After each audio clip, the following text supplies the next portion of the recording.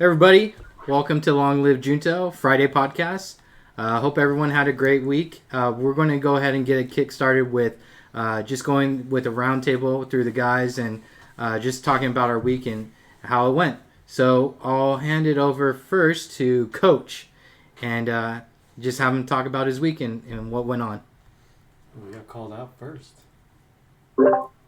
I was not expecting this. I was completely caught off guard. But my week, let's just say I'm glad that my week, it's a Friday. This has been a long week. I got sick last weekend, so it's been a healing process this whole week, and it's never fun. I'll be 100% honest, and I'll be the first person to say that I'm a huge baby when I get sick. I just I feel crappy. I get angered easily, and I'm just not a very inviting person, which is a 180 from I think what I normally put off as a vibe. But yeah, it wasn't fun. Wasn't sleeping a lot, which gets me cranky anyways. But other than that, work went well. It's an interesting part of the year because we're on the downward slide of the semester. So a lot of athletes right now. We have a lot of teams that are in season. We have teams getting ready for playoffs. We have athletes worrying about finals. Summer's right around the corner, which is fantastic. I'm super stoked for summer because I'll get to come see you guys, and we'll get to hang out and do all the golf, and I'll be there in person for our streams. But yeah, everything just trying to get that prepped and get ready for that because before we know it, it's going to be May, so graduation time for everybody, and then I'll be counting down the days till I'm coming back for summer vacation. So cool, awesome. What is graduation? And it's that big ceremony where they play that same song over and over again for a piece of paper. Walk on stage, and then when they tell everyone to be quiet, they still talk. It's hey, be respectful. And then the second person called, everyone's got air horns and vuvuzelas for them. So nice. Okay. That work? How about Nightmare? How was your week? I had a good week. It was my first full week back at work. It didn't take as long as I thought it would. It was kind of a autopilot week, honestly. Just get up, clock in, clock out, have dinner. I didn't do anything. Nothing exciting? No, you didn't rob a bank or? We did this. We did the cooking stream yesterday, and that was really fun. And Beef made some really good fondue, cheese and chocolate. Would you like more of the cheese or chocolate? I don't get to have it a lot, so I guess the chocolate. It's okay. very special. For me, I don't really go out of my way to have chocolate, especially not chocolate fondue. So that was a good treat to have. Nice. That's not to disparage the cheese fondue. That was really good as well. The croutons came in clutch because I'd had them for a while. I had them since my last time. I'm gonna eat more salad phase. So they've been in there a while. Nice. But they actually were still fresh and they were really good. So, but yeah, I was looking forward to getting to see you guys again and little Coach over there. Yeah, I was definitely envious watching you guys yesterday eat that fondue. Yeah, it looked good. I was telling him, Beef, Goichi, just come here. You can work here. Yeah, I'm living that boring work life too, man. So, how about you, Beef? How was your week? So I think it was Nightmare brought up doing the cooking. Mm-hmm. I'm still really I'm not a avid cooker, so doing that's always nerve-wracking. Yeah, I think it was very nerve-wracking. I'm not accustomed to this kitchen either, so I did it at a foreign kitchen, and I felt like that also adds some implications. And yeah, but it's all part of the process, learning and doing cheese fondue. If you guys check it out, it's going to be, we'll have that up on YouTube next week. You guys can also check our Twitch page, and we've got that whole thing running. So we did a nice cheese fondue with Swiss and Gruyere. And then, yeah, obviously a chocolate fondue, and you can't go wrong with the chocolate fondue. It's that's definitely my favorite. It's the easiest to make. It's 5 minutes. Anyone can make it. And yeah, so I think that I looked forward to doing that, even though it's nerve wracking, and it was cool. Kind of doing it with Nightmare. It it had its own twist of it comparatively to the week before.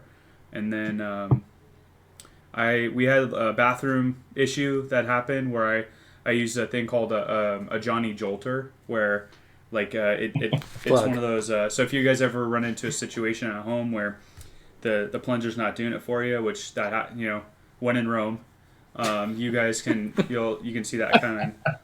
But yeah, this thing. Where can you get that? What's that? Where can you get that? So I got Johnny Jolter at Home Depot, and actually, G over here actually. What was your version? Yours was the Drain Buster. The Drain Buster. So Drain Buster on Amazon or Johnny Jolter. Home Depot. It's pretty Home Depot came in clutch for sure. It was it's pretty much a super soaker because what you do is you actually pretty much pull in the water and then you put it towards the toilet hole and just go shoot that thing right through. We do not recommend you do that to any of your friends. You shoot it back into the toilet. Oh okay? yeah. But if you do have kids at home and you don't want to spend money on both a super soaker and a Johnny Jolter and you want to definitely get both. Yeah, save money. I would go super soaker, and then when the kid's sleeping or there's a moment where you just bring in that super soaker and punch that baby right through. So props to the person that developed that.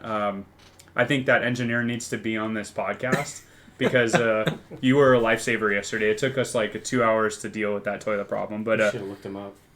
Yeah, seriously. Yeah, we need to give praise to where praise is due. First world problems we have here, ladies and gentlemen. But yeah, other than that, just like very mundane work week. As sad as that says, so I'm really tired even right now. So I'm looking forward to the weekend, and I always look forward to doing this. This is always the highlight of my week. So yeah, it's always nice to get together and chat it up with you guys. Yeah. For me, I would say it's just normal week back after vacation from Vegas. Just playing catch up. Work was kind of hectic, but it's been going well. Obviously, there's been things that have happened recently. Today, of course, people know about DMX passing away, and man, I mean, I'm definitely not one of those to just be a bandwagon, especially like when Kobe died and all that. Like, yeah, it sucked for me, but I was never like a true diehard fan. But DMX is someone like I really like admired and looked up to. It was kind of like a role model who paved the way for me when I was like going through hard times of like bullying and playing in competitive sports and hockey.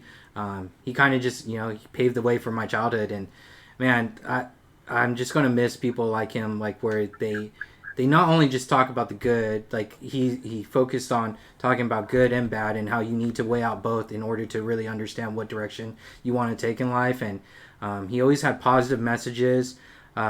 He was a poet, he was a rapper, he was a storyteller, and I think that those things are unique nowadays with so-called rappers in mainstream music. So it's just I just want to give out a recognition to him and just rest in peace, X. And I know at the end of the day, he was already satisfied a long time ago that if he died, years ago, he'd be fine with it. He'd die a happy man. So he's definitely leaving behind a legacy, and I don't think, that'll die out ever. So I hope not. So yeah, other than that, things have been going good. Public announcement for everyone. This past weekend, my dad was actually injured by one of our neighbor's dogs, and they were just horsing around in the front yard, and he got swooped from under his legs by the dog, and it's kind of like a medium-sized German Shepherd. So just be cautious of that with your parents and your loved ones, your elders, that if they're outside with big dogs and the dogs are horsing around, that it can be actually really dangerous. My dad ended up breaking his leg in 3 different parts, or 3 different bone places broken in his leg, and he's bedridden for several weeks now. So just be cautious of that, because had my dad been walking or he was on cement versus grass, it could have been a lot worse. So it's stuff that you don't normally think about that could happen, that like even the doctors were saying they couldn't believe that like a dog running into him did something that traumatic. Yeah, so it's very I couldn't believe when you said that. I was like, it was shocking. You almost think it's like, especially 3 bones. Like I didn't see any of this, but like when you first texted me, I was like, man, your mind wanders of like, like what could this be, and or how you think obviously the worst, like where you said bone was kind of pushing out too. Yeah, it was towards the lower, like his ankle, and then like the pretty much the lower half of his leg, like 3 bones were broken there. That's nuts. Was it like the dog running into him caused the break, or was he like the dog tripped him and he fell. When he fell. He fell. Okay. Yeah. So it wasn't necessarily the dog running into him. It was after the fact when the dog kind of lifted him off his feet and then he fell on the grass. But as soon as he fell, him and the neighbor told me, like, luckily I was over there that weekend, and they told me, like, he's like, as soon as he landed, they knew something was bad because they heard it snap. Mm. So yeah, it makes you wonder because, like, when you do like skateboarding or like growing up as a kid, and you're like, I could do this easily, but well, I mean, like, you know, a 60-something-year-old man wouldn't be like, on. I hope you wouldn't be on a skateboard unless you're so, Tony like, Hawk. Even things like that, I could see happen to like us, you know, Yeah, where you could possible. fall wrong, and you're just like you. But we take that so for granted, just walking True. normal, and so it's kind of. I mean, And yeah, you wouldn't definitely think different. twice about like dogs horsing around either. You know, it just freak accidents happen, man. So just for everyone to be cautious out there because you just never know things like that. Yeah, So. a heavy week. Yeah, it's been ongoing. Yeah, with dogs and parents. DMX. Yeah, DMX. It's weird too because we were just talking about that last weekend, man. So, it's tough to hear something like that. But at the end of the day, like, I always think when people pass, like, if they were happy, like, did they live a happy life? I think about that all the time with pets. Mm-hmm. You know, if they had a good life, like, it's part of life's process, you know? So at least if I can reflect on the good times I had or the good memories, like what DMX brought to me as a child and bringing me up in his music, like, it honestly, I feel like it made me stronger. It made me be okay with, like, exposing myself and being vulnerable, you know? And I guess people, when you look on the exterior of DMX, you don't think that he's that type of person, but he very much is. So, like, when you interview him, that guy, dude, he'll cry on interviews, you know? Because, like, he, like, stuff hits him, and he's real. And that's what I love about I the didn't guy. even know that about him because you think about his music, growing up, it implies, like, being, I mean, obviously Rough Riders, right? It's being tough. Yeah. So it's just kind of shows that, like, that's very different from what even his music kind of talked about. Yeah. Or, you know, I wouldn't say I was like I wasn't a huge fan. I listened to all the really popular stuff, but he transcended like the whole. Parents would play his music at parties. I mean, they would put not the explicit version, but like some party dance, up. some school dances would play his music. Yeah, the too. party get what is it? The party up or it's I don't know DMX so. It's like his number. It's like, did you ever watch the movie Hardball? What, Hardball? Yeah, it was like the With kids in Baby G. Chicago. Yeah, G Baby. They had G Maybe that's what it is. Yeah, G Baby, where they would play. He was singing Big Papa, I thought. Oh, they did. Oh, they did that. That was their number was one. Notorious. That was it. Yeah, hold on, I'm gonna look this up because this is bugging me. With Keanu Reeves. Keanu. But yeah. Yeah, when we were, because that conversation, it threw me. When you have weird conversations like that, Party Up. Party Up. With DMX. Yeah. I'd That's have to like listen to that his song again. most played song. Well, X gonna give it to you as his most played, and then Yeah, that one definitely. that was like, but I felt like what was weird is like you talking about that, like we had literally just talked about him So and what he strange, meant to man. you, and then he went into a coma like that day. I know, dude. It was crazy. like, it's I just weird woke when up to that happens. too. Yeah, it's like, I think that's so strange when, on Friday you did, or was it because he went into The day coma? they reported like he was in the coma. Let's see. It happened overnight, and then that next morning I saw. Yeah, it. it's just weird, right? Like Yeah. it's such an odd feeling when, because like what are the odds that we talked about DMX specifically, and then that that happens happens. to specifically DMX. And then, yeah, it's and like- he's only 50. yeah, it's, You know, it was like- weird. Yeah, it's nuts. So, Yeah, but life goes on. Yeah. That's it, pretty much. yeah, for sure. But yeah, he'll. I mean, he left a great legacy, and God, man, I just hope that makes the talented people in the music industry realize, like, life is short, man. You just never know, and give it your all, with no regrets if you can. So, okay, so on the next theme, on the next part of this segment is our Junto question that we usually have on our podcast. The Junto question of the day today is, what new story have you lately heard agreeable for telling in conversation? And for this question, I'll go ahead and go first to Beef. And then I'll repeat the question once again. The Junto question is, what new story have you lately heard agreeable for telling in conversation? I will say I'm grateful that I was the first one. Me too. The second. I got you, Coach.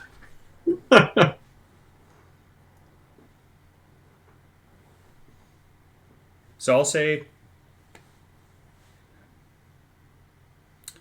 yeah, we talked about this, got brought up recently, but this is a really interesting part because the Masters is going on right now this weekend.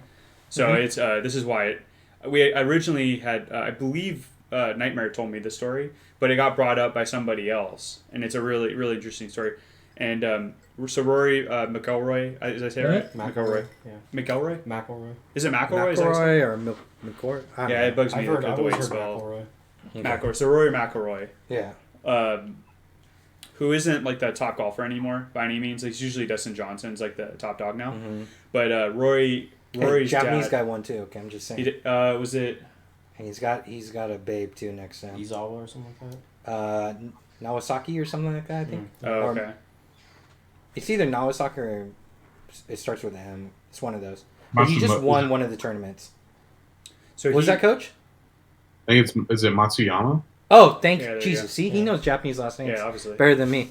Yeah, it's Matsuyama. Yeah. So that guy's been doing pretty well from what I've seen. So Yeah, I would say like that's the other thing about golf. It's like I only watch like I'm like a 2-year Catholic, you know, or twice a I year gotcha. Catholic, like go to church and go to or church on I did my Christmas deed. and Yeah. Easter, yeah, kind of thing. And Okay. so I'm kind of like that with golf. It's like Masters is when I show up, and I'll like watch a lot of that. And there's just something I think spiritual about the Masters when you watch it. You're like, you get this like vibe in the way that they always pan out, and then even when they exit, they're like, "Oh, thank you for joining us, Augusta, at the Masters." And then it like the way even like just saying the name, that's yeah, what it Tiger has won. something to it. yeah, there's this weird like it's like spiritual almost, What's but the green jacket? When Tiger won. Yeah. yeah, there's a lot of like epic moments there too. So what the story is, and I think it's worth talking about because I think it's crazy to even hear about this. Is so Rory McIlroy when he was younger, so his father goes to like almost all of his events. Mm-hmm. A lot of people don't know that about him. Like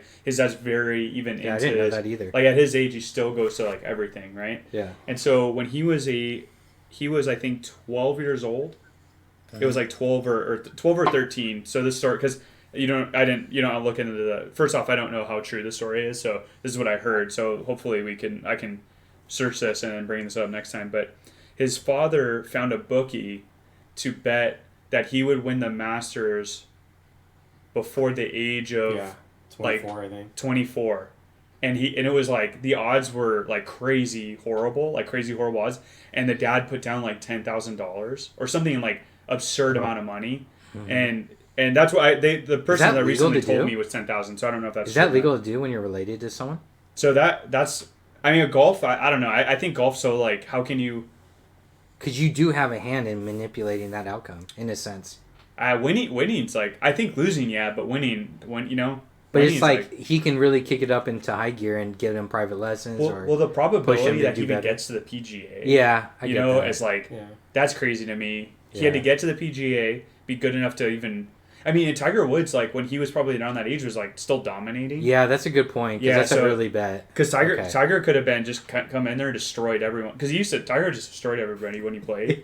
So I was like, that's another, and that's the crazy thing about the Masters. Statistically, like they play all these different tournaments, and so he has to be on his game that specific True, weekend. And true. and to do it before an age of 24, I can't remember what I think That's 24 is right, crazy. but he did it at a really young age, and That's a futures bet. yeah, and that's what I'm saying. It's like you hear that story and you're like thinking about what the dad went through, and also I don't know if Rory, the second time I heard that story is did Rory McIlroy know that story?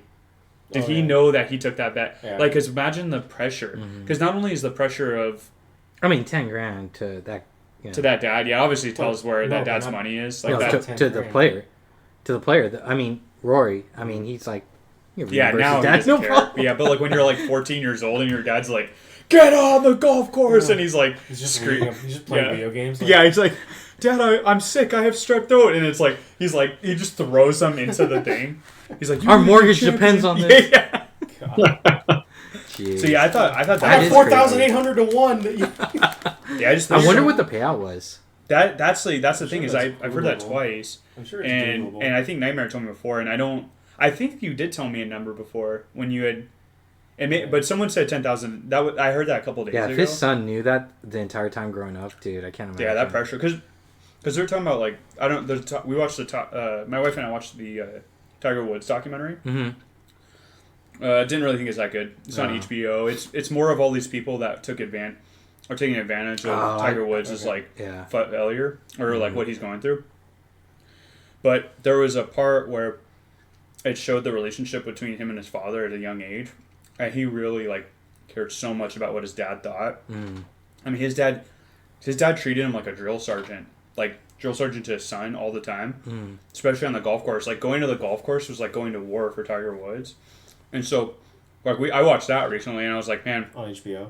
and I was like, I don't know which one's worse. What his dad, because Tiger Woods, like when he was golfing, he would be like putting, right, and his dad would just come up and hit the like he would do everything he possibly could Like to clap, distract like- him. Yeah, like he'd push him sometimes when he's putting, and Tiger Woods had to keep a focused. So he treated him like, because his dad was a like a crazy Vietnam War. Like he has all these medals, and the way the dad's designed, like you could tell the way he's focused. And so when you watch Tiger Woods in the documentary, they show the clips of him, like he looks like he's going to war when he golfs. Damn. So the pressure of that, but then I was like, man, imagine your dad telling you just put 10 G's down for you to win the It's Masters. amazing Tiger never lost I've got passion that- for golf. I've got that story. Yeah, that's a big thing. So I've got the story. It's so Roy McIlroy's dad put 400 pounds, which is approximately $683. Oh, it's only $683. Yeah. See, that tells you how bad how the stories Wow. travel. Yeah. So Roy McIlroy winning the this is the British Open. Oh, okay. Oh my Winning God, the this is British- horrible. This is British, like British Open before the age of 26. this is getting worse and worse. The odds were 500 to 1. Man, your story was way better. Yeah, we'll just go with my story. Yeah. And my odds. Yeah. That's a weird amount of bet. Well, Yeah. I guess Well, pound it's wise, 400 yeah, pounds. pounds. It's even. So But still, I would have went for like 1,000. Yeah, it's interesting. It's Oh, almost man. like he's living on a prayer. you When don't he want did to invest too much in your son. that. So he did that, and the payout was what's the number? $340 some $1,000. Oh man! But you know okay. what's funny? That's still good. I was thinking about it. I was like, if you're good enough to get to the British Open and win it, you're probably a really good enough golfer that you're making millions of dollars in endorsements and True. tournament winnings. So that $340,000 just keeps getting smaller and smaller. Yeah, for sure. Because they split it between like 4 friends too. What age was he when he bet it? 15. Okay, so my numbers are all That's off. crazy. That just goes to show you like. No, you said Doors 14. telephone right What? there. You said 14. Oh, okay. So I was like, Yeah. it was. You said yeah. Close, It's like, yeah. well, it's like interesting, like how stories get. Telephone. Yeah, telephone. The game telephone. It's just like they get exaggerated or over time. So yeah, I think that was like, I just pulled that out of my hat right now too because I was like, I thought I'd get to listen to these guys and get a. That was a good story. Okay, so There's nothing I'm just going to credible leave about this up to Coach and Nightmare. Who wants to volunteer next? And I'll repeat the question. Nose goes. Okay, it says Coach. I play the nose goes rules, so Coach, what Yeah. news story have you lately heard agreeable for telling in conversation?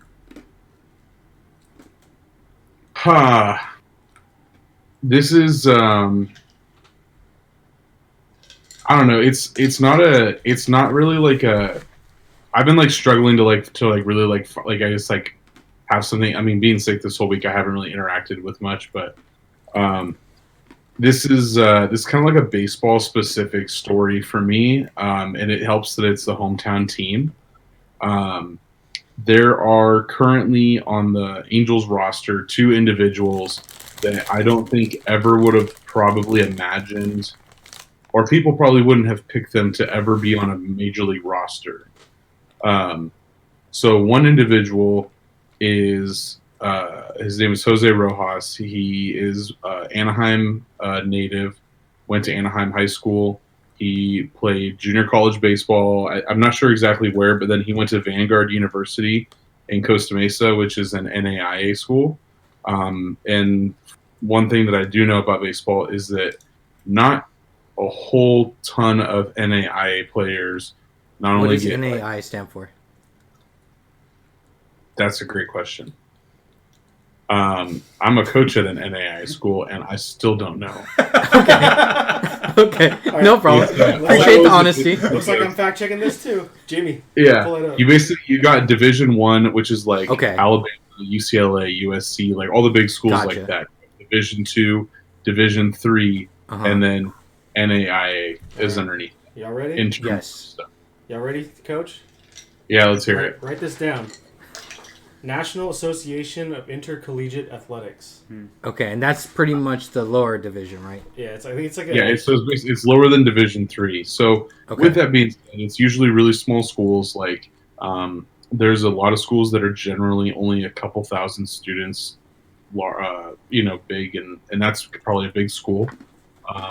When you get small schools like that, you often have times where like a higher percentage of the student body are athletes. If they compete in sport and stuff. Anyway, Vanguard always had a good baseball program, or they've historically done well. Mm-hmm. And I know a couple people that have played baseball there. But anyway, this guy was, um, I'd have to. He was drafted by the Angels out of Vanguard, and he's kind of been like in spring training. He's kind of one of those guys that like as a prospect growing up, he um, he like would do well, but it was like never like well enough, or like there was a veteran or somebody else that like beat him out because they got the veteran on a minor league contract, and like well we'll go with this guy versus the young guy. He's hit like all up and down the minors everywhere he's been. He finally at the age of 28 got his chance to win like one of the utility spots on the roster. He's actually playing tonight in the game, but it's just kind of one of those like homecoming, heartwarming stories where like this guy's like stuck with his passion and what he wanted to do for his entire life, and like it's paid off really, really well for him, even though he kind of came from a situation where not a high percentage of people succeed. Like let alone baseball, like people making it to the major league, that's impressive in its own right. Yeah, you But then mentioned like coming from like the background that he had, where like I think he was like a 36th round draft pick, Jeez. which in a normal year for the MLB draft, there's 40 rounds. There was a lot less last year because of COVID and stuff. But historically, in most recent history, there's been a large chunk of time where it's been 40 rounds in the draft. And then another individual, his name is Jared Walsh. He's actually one of my favorite players right now. And it just so happens that he's doing really, really well. And he finished last year doing really well. But he was a 39th round draft pick out of University of Georgia. Damn. And he did really, really well in Georgia. He was drafted like to be a two-way player, to pitch and to hit. And he did that in the minor leagues. They've experimented, but he's kind of like the apparent heir to first base right now for the Angels, and he's kind of like their first baseman because he's playing better than Albert Pujols. But it was kind of like a feel good story for me because one, it's two dudes who were drafted late, who were almost undrafted, and they got their chance. They've stuck with it. They're both 28 years old, and now they're getting their break in the MLB, and they're proving that they can stay. But also for that Jose Rojas. Just the fact that he's an Anaheim native, so like now that they've allowed fans back in the stands, his parents and I think some more of his family were able to go see him play in the home opener for the Angels at Angel Stadium. Cool. So they interviewed his family. Hey, like you're here, like what's it like to watch it, like to see him play? Like you never really thought you might get to see him play for a while because of like the COVID rules and stuff, and whether or not he'd make it into the major leagues. And it's one of those things. He grew up as an Angel fan, and I grew up an Angel fan. I always told everyone, hey, if I make it to the major leagues, I don't care how much money they're paying me, like I'd sign with the Angels in a heartbeat, like just to play with the Angels. And like this guy's like living a dream that I had like growing up. So I just thought it was a really good feel good story for someone who's like stuck with it through the minor leagues, and for both those individuals, it's really paying off. Do you imagine like the belief in yourself? Yeah. Because with anything, all odds against you in a way. Yeah, because like especially with those guys, they probably like most of people that at home that don't know, and they keep shrinking the MLB affiliate system, but I think there's like it's AAA, AA, single A, and then there's like this like single A even has multiple. There's rookie ball, but there's also these like it's such an there's like high A, low A, rookie ball. Yeah, and then there's like independent leagues and stuff. But yeah, like he said, like a lot of that, some of the stuff is going away now because even then, like the probability of after. So he was like, if you do what you said, 36th round. Is that what you said? Yeah, I think he was 36th, and then the other guy, Jared Walsh, was 39th round. So 36 times 30, that's the pick he was, and then he has to go against the previous years and the future years of that 8 years, and it's like to really believe in yourself, like. Where also if you think from a financial standpoint, like they were like, oh man, I could move on and make more money doing that. I'm not around my family. I can't even imagine like that level of like belief in yourself is grind. Yeah, it's like and then even just to like that's what's crazy about you think about like these great players is like yeah they got there, but then there's people that are scrappy like that believed in themselves, and that's a true baseball story. I mean that represents I feel like almost a capitalistic mindset more than anything in a way that if you really believe in yourself or you believe in what you can do, it's like no different than business, right? If you keep pushing or you can get it done. So I just can't imagine that a belief in yourself because there had to have been doubt every day, and he probably had to. He's probably not like getting drafted that round, not going to a big college. He probably wasn't. He's not the caliber of a star player, so he has to work. And so do star players have to work really hard, but every day have to work, and he probably couldn't take any. There's no slack because his hard work out. Like, is there people that can like rely on ability? A lot of the times, like Mike Trout, like if Mike Trout's like, oh, I didn't feel like I'm not into this workout today, he could still crank out 2 home runs, right? Yeah. Whereas this guy's like, he gives up a couple days. That's that split second of striking out or not being able to handle curveballs or it's kind of like a normal guy just getting out there. So that's a cool story for sure. Yeah, your bold prediction of Angels winning the World Series. You guys are sitting in second place. Yeah. Soon to be first place. I mean, we're beating the Blue Jays tonight, 7-1 as I currently sit. So they're playing in Florida. Yeah, it keeps throwing me off that I forget that they're not at home tonight, but I've missed part of the last 2 games because I forget that they're on the East Coast. So yeah, they're on they're playing on like a high school field. It's a nice field, though. They do that. Blue Jays spent a lot of money on that field, though. They dumped a ton of money in that facility to make it like MLB approved and ready and all that stuff. Mike Trout hit one into an elementary school, like the adjacent elementary school. That's funny. Yeah. Dude, could you imagine being the kid to find that ball? Oh my god! Look at this, Mike Trout home run ball. All right, that was a great story. The next person I'll pass it off to is Nightmare. That's me. Something worth bringing up. Okay, I got one. Call of Duty Warzone is getting more and more broken, and it is really, really frustrating. Is that supposed to be news? I know, but like, they've had over a year now. Uh-huh. Like, and they keep reintroducing bugs. They fix bugs, and then they put out another update, and the same bugs keep coming back in. Like, it's almost like intentional at this point. It's not organized code. Yeah, because you organize your code, like, for people at home, like, usually when they roll out code updates, is you have your dev environment, and then everything lives on there. So, like, a dev environment for everybody at home is, like, where dev people will put their code in and test it. So you'll have game testers test against it. So there's a queue. So you do it from 3 virtual machines, which is a server.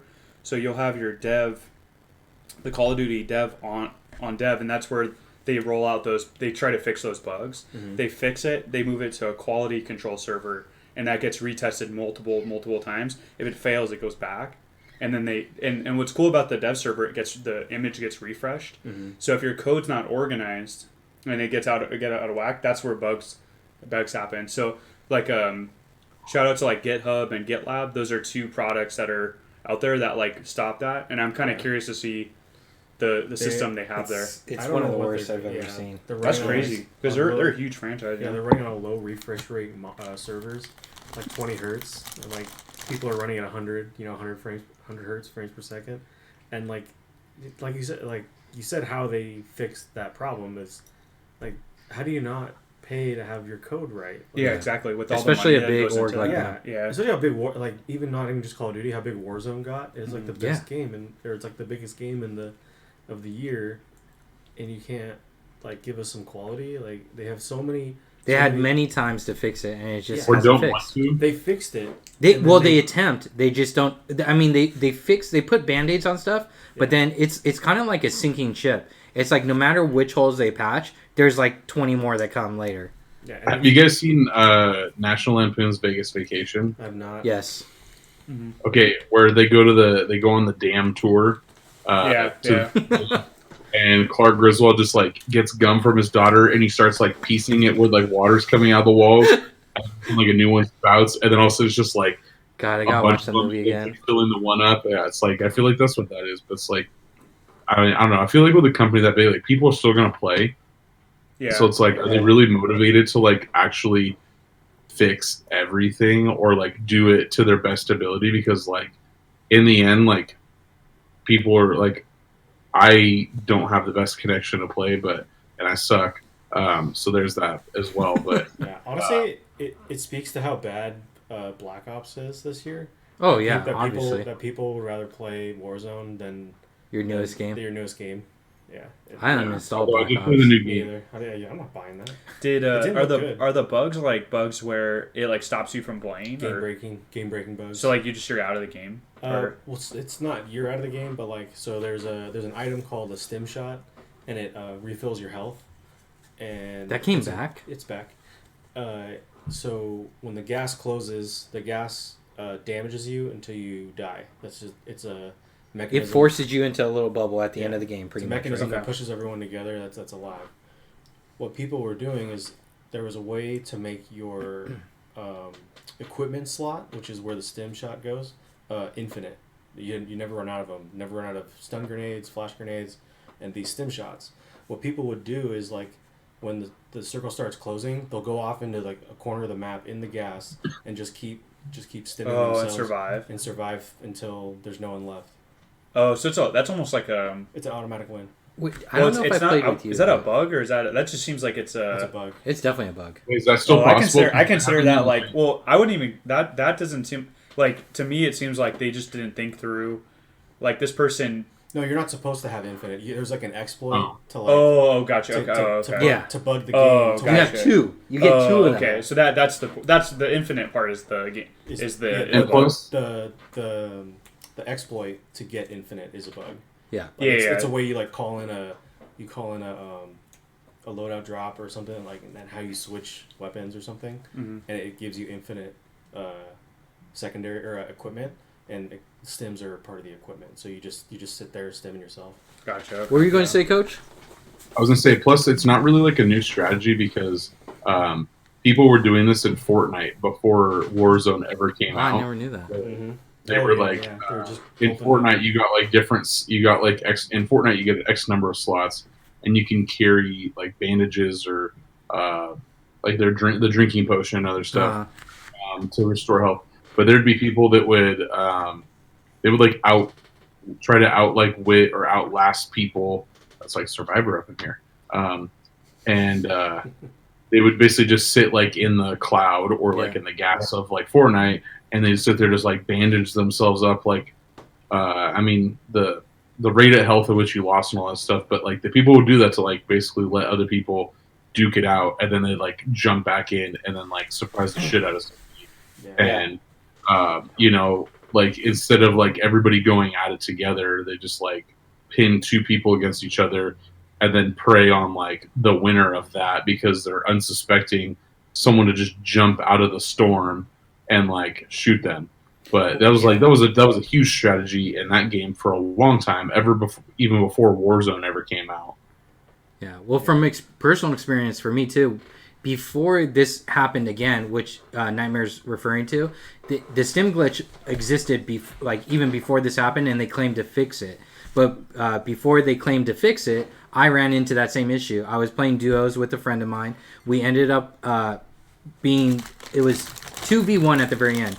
So there was only one guy left that we had to kill. He used the stim glitch, and we ended up losing by default because the gas eventually closed on us, and then we couldn't find him. So imagine us fighting like 200 people, teams of two, and getting to the very end, knowing we can win easily going 2v1, but the guy's using the stim glitch. Like, that is like one of the worst and most frustrating things ever And he in probably the game. wasn't even near you. He was probably. Oh yeah, probably. And there was no way. Even if I risked myself going in the gas, there was no way I could find him or pick him off. So that type of shit, like it's such a waste of time and so annoying. Like I've lost interest. If everybody was aware of the glitches, so like it's everyone's aware of it. So, but there's probably like new people that are not, right?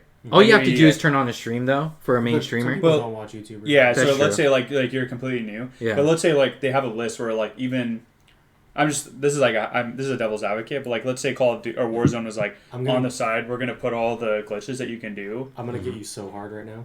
Go ahead. They have a Trello board where they put all the glitches. No way! Yeah. Oh my god! I didn't know that. It's a public Trello board. Wow, Oh, that's for so shame. cool. Damn. Yeah.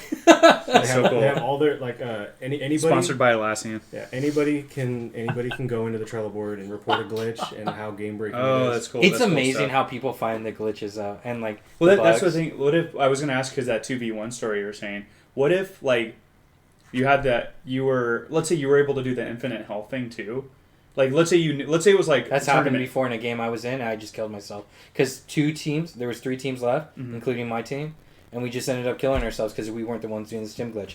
2 other teams were already doing it. What if like it was all listed out for you where you see it, and then there's like a chance. Let's say it's a tournament, and that those like glitches are not part of the game. They're a part of the game, but like you can use knowing that is now part of your strategy. Do you know what I mean? I don't think you can. But as a gamer, You can't as use a real gamer, we can't use exploits in the tournament. you can. But No, but hypothetically again, speaking, you guys are like taking this but too no far. one, Yeah. you would get nowhere because you just keep everyone would just be using this stim glitch. But eventually, if, no like, one would win. if you're out of the bubble, right? Yeah, So you keep using it. Eventually, I'm gonna run into you if I'm on the other team. probably right? not. No, we're all just going to stay hurdled in our corners. That's Yeah, it. everyone It's just so stays- fucking Dude, dumb. I think there's like that would be fun to watch. It's so Hunting dumb. down people. in Yeah, a I think there's part of it gigantic- where you're just like, Dude, 'cause imagine you're running around the map, just stimming yourself.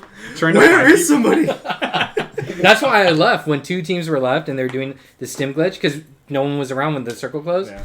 I was like, fuck it, I just killed myself because like there's no point in waiting that long. Yeah. Because who knows how long those guys are going to do it? They'll do it all night. Yeah, I see. Yeah, like, they'll from do a- it all night because from it a might be their guy's only perspective, win. But if it was, but mine's more not like this is like just creating conversation. It's like if you guys got all presented that, but you were with someone There's that's an really honor good. amongst gamers. Yeah. So okay? yeah, there's this code. Unless they're cheating. There's like it's like Yeah. which they are. like You're the not a- commandments. You're of not the an gamer. FPS shooter. God, there's Because I would honestly, I would use that. I would use that thing like to my advantage if I You son could. of a bitch. I'd be like, You if- probably created that what I would trail board, do- didn't you? what I would do is like if I saw you guys like you know that you said what's it called the circle? Yeah. What do they call that? It's What- just the gas closing. yeah. in. So the gas circle is closing, and then Yeah. and it's 2v1. I'm the one, and I see you guys coming. I'm like, fuck, f this, and I'm gonna jump out into there and just start running. God. Man, I would troll so bad on the season 2 update also broke like Modern Warfare weapons. Like I think half of the weapon perks don't work anymore. Like sleight of hand doesn't work. The one that the frangibles, I don't think they work. Damn. Yeah, it totally broke the game, and like they didn't balance any of the guns. Nice. So, So I'm not missing anything by not playing. No, I literally it was so bad. I went back to multiplayer. I've been playing Search and Destroy. Wow. Yeah, Hells trying to- yeah. I'm trying to get a gameplay, but I suck, dude. It's been so long. You can see Nightmare's streams. He does our streams on YouTube. We have some Twitch. actively on Twitch, but we do. I post videos on YouTube. Yeah, there's some good stuff. You're good, Yeah. really good I player. gotta get some more clips. I've been. I want to see. It'd be cool to see these glitches. Oh yeah. If you got a I can person, s- or yeah, just see if we can do it. or you just send me out there and Yeah. I'll do the There's glitches. one, like, you all know, the- you know that thin LMG that's supposed to be like the chainsaw that like Yeah. fire hip I've seen fire. it, yeah. So there's a glitch right now that broke that gun, and like when you aim down sight, you know how it's just supposed to bring up a little bit to Yeah. like tighten the hip fire a little bit. The guy like puts his hand right in his face, and you can't see anything behind it. Yeah. So like the gun's useless. Like you can't aim down sight or aim with it Uh-huh. because this guy his hand is like blocking. And that's whole just how it screen. is default? Yeah. Jesus Christ. That's so bad. And see, what I don't get is like any dev that works for their team, all they have to do is look at the forums, look at the top streamers, or look at the fucking Trello board and just execute their on QC all people. the... Yeah. Yeah. Even Just see what's wrong. even the biggest streamers that pull in like 50K viewers playing that game, they shed their frustration on stream. There should be a dedicated dev or someone moderating that's from that org, like saying, hey, if they're going to be streaming our game every day for people and they're pulling in like 50K, 20K plus, whatever, like they should assign someone to watch their stream. In my opinion, that's what come what on. Coach said is like there's no true incentive if the game's loved that much. Until it starts running out to really, you know what I mean? Because like when a company gets too big, you're just like, we don't care anymore. it's like Big Bully. It's like Amazon. It's like GM, man. Walmart. Yeah, like driving a General Motors car. Like, Oh yeah, GM. I got a That's a question for duty you car. guys, since you guys know code. So that thing where like the guy's hand literally comes in front of your face and you can't see anything.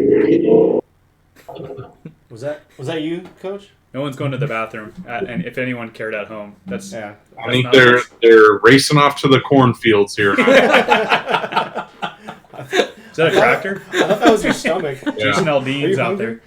No, someone put a straight piped exhaust on their tractor and just took off down some dirt road. It's like there's a cameo in the background. Hey, this is Guy Fieri. Was that all innuendo? Like you're the tractor and straight pipe? Was that all that was? Oh, I mean, if you want to find out what a straight pipe is, No, definitely. But so, how did like new glitches happen like that? Like that wasn't a thing before. That's not going to be a refresh code issue. Mm-hmm. It's just now they shouldn't have touched the code that deals with this gun. And It's pretty much whatever they're doing to the coding, they're fucking it up. Well, somehow.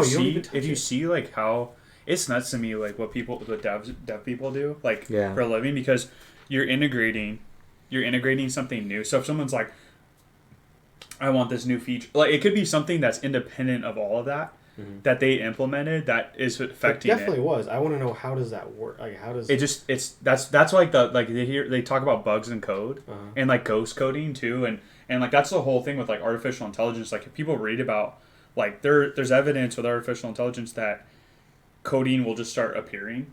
Have you ever heard that? Right? We're a long way away from that, I think, but it's already happened. Like we would talk. So I'm not gonna say too much about my background, but I know developers based on my career background.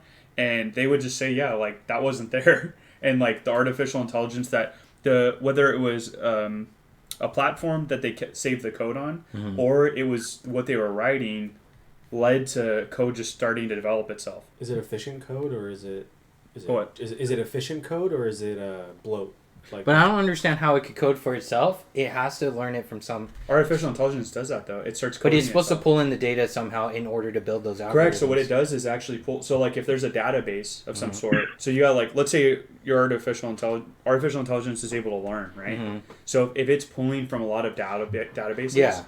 It can start pulling in this code and learn how to code itself. Okay, that makes sense. That scares me to death when you hear that. Yeah. Like I'm like, whoa, how efficient is that? Can it really execute? Oh, that's right now, I mean.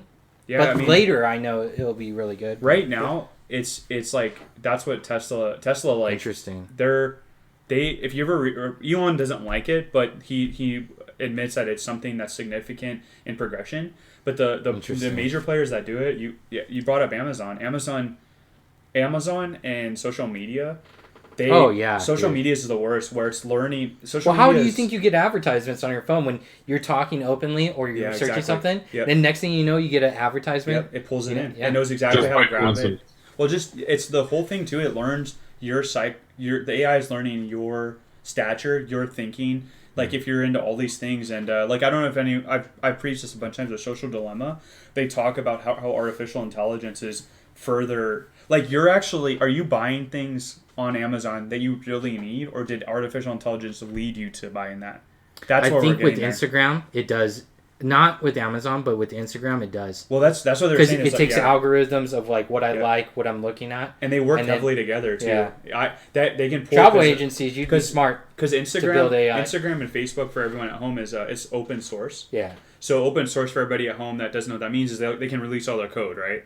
So why that's really important is if you were developing an AI and they're able to pull from open source that's on an internet, they just can grab it from the internet, that AI can grab it any time and just start feeding into it, right? So like Amazon, for example, like this is like, if you think too much about this, it'll make you feel really dark about the internet. So like just warning at home, because I feel like but like to your point, what you said about Instagram, if you get something in Instagram and the AI learns everything about you, and then it learns what you're gonna buy next, that's where it's crazy. Like AI learns where you're at. It hears you. It sees what you search.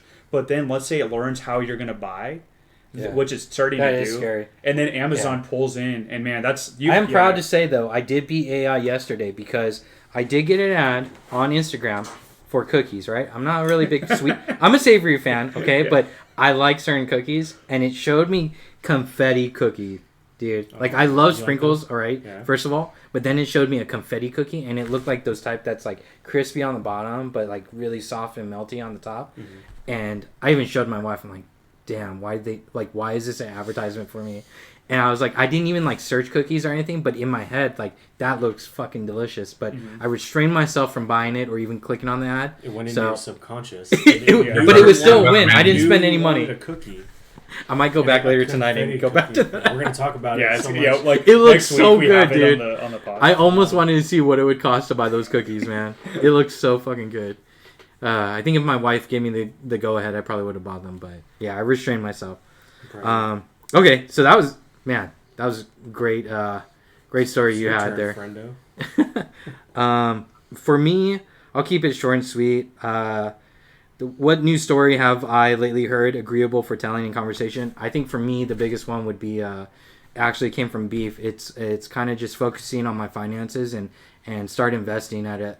I'm not young, but at age I'm able to like just start investing my money if I'm not using it or I'm just saving it for a rainy day.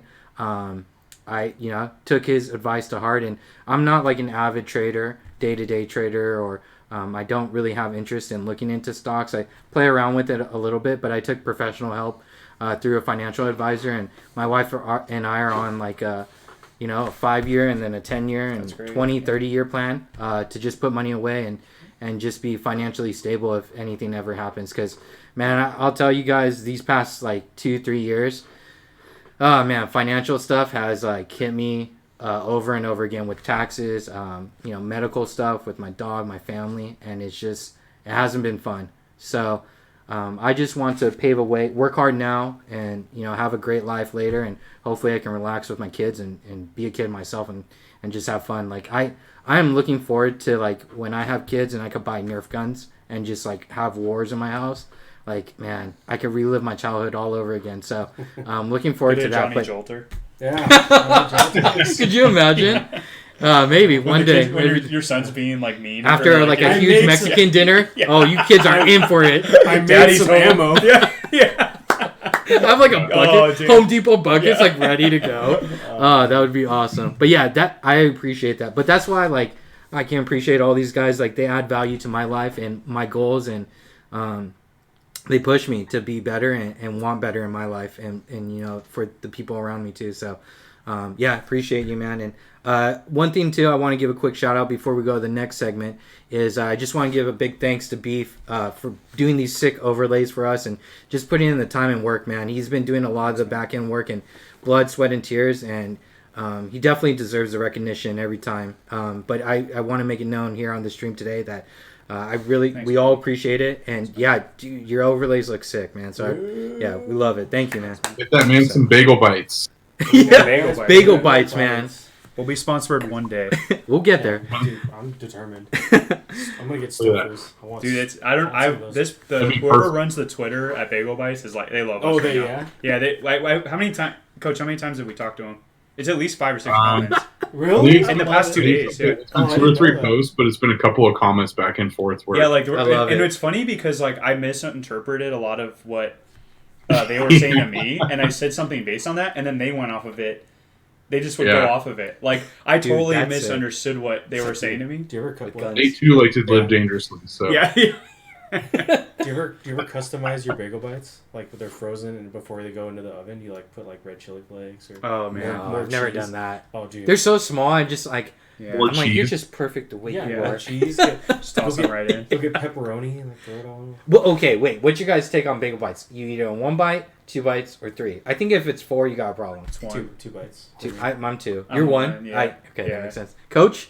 yeah, I'm definitely a 1 biter. I'll just throw it in there Yeah, and you guys are chomp. daring, dude.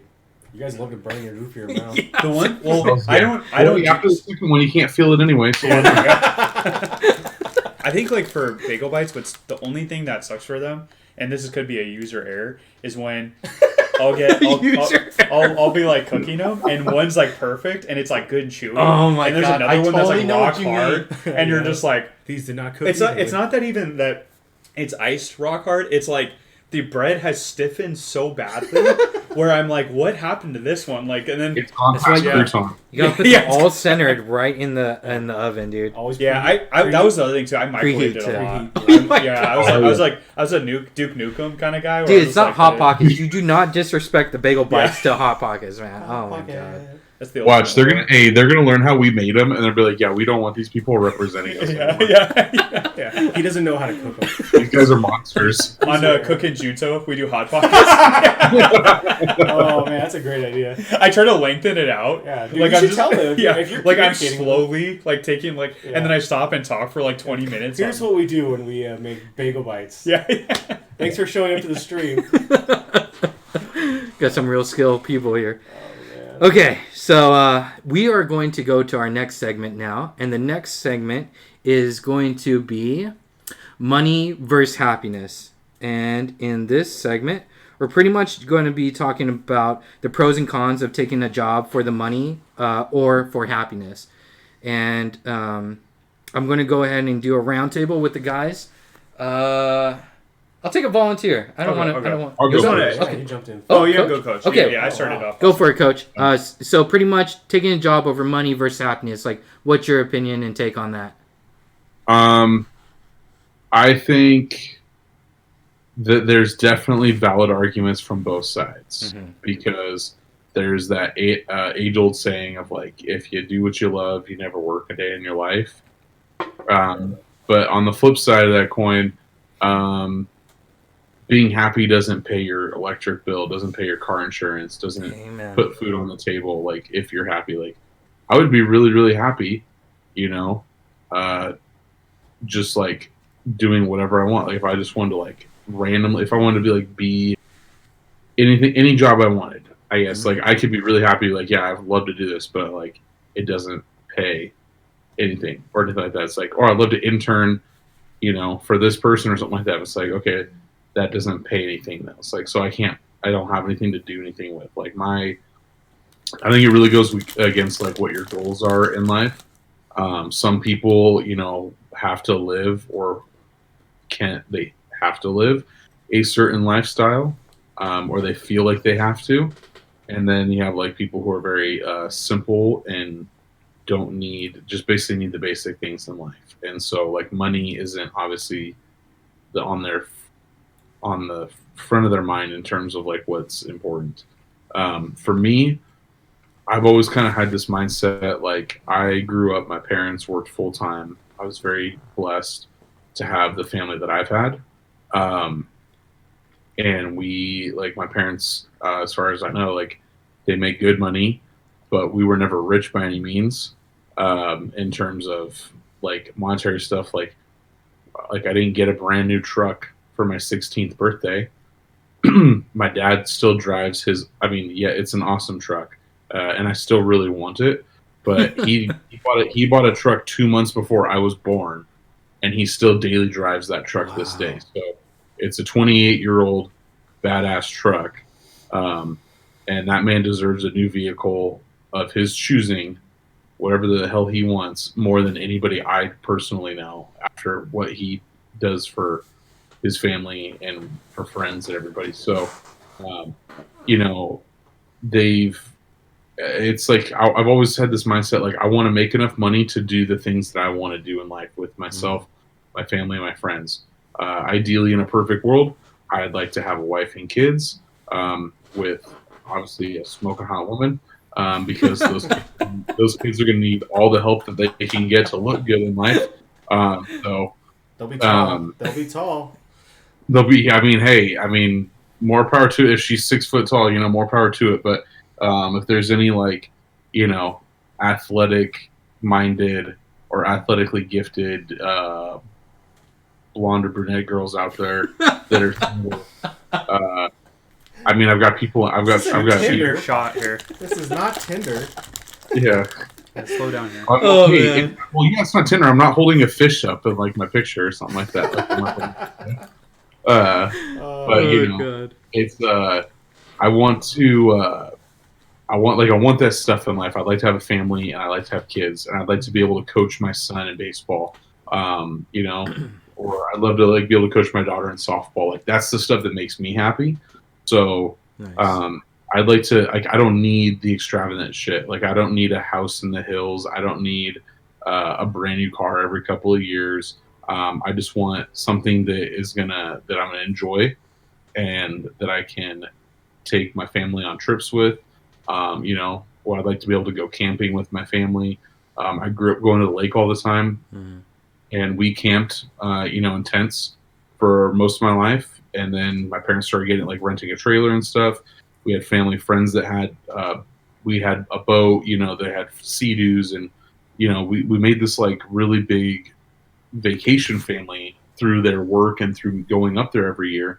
And it's really lasted because now myself, I'm friends with the kids that I grew up with there, and we hang out, we talk and stuff. And this is 20 years in the making for some of this. So are you saying money is a big part of that? Is that where you're Oh, sorry. I got a little sidetracked there. Yeah, I was trying to understand where you were going with this, but sorry, happiness. I want to learn the whole coach upbringing.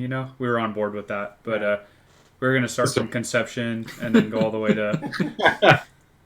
Well, it started in a bar.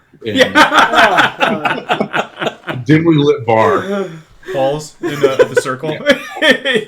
I think happiness. I think happiness first. As long as you're taking care of money wise, I guess is what I'd probably say, because I don't want to be miserable, because I could not do miserable in the long term. But money's important, but I think you need to be happy in order to celebrate everything else outside of that. Yeah. Gotcha. We have a comment real quick.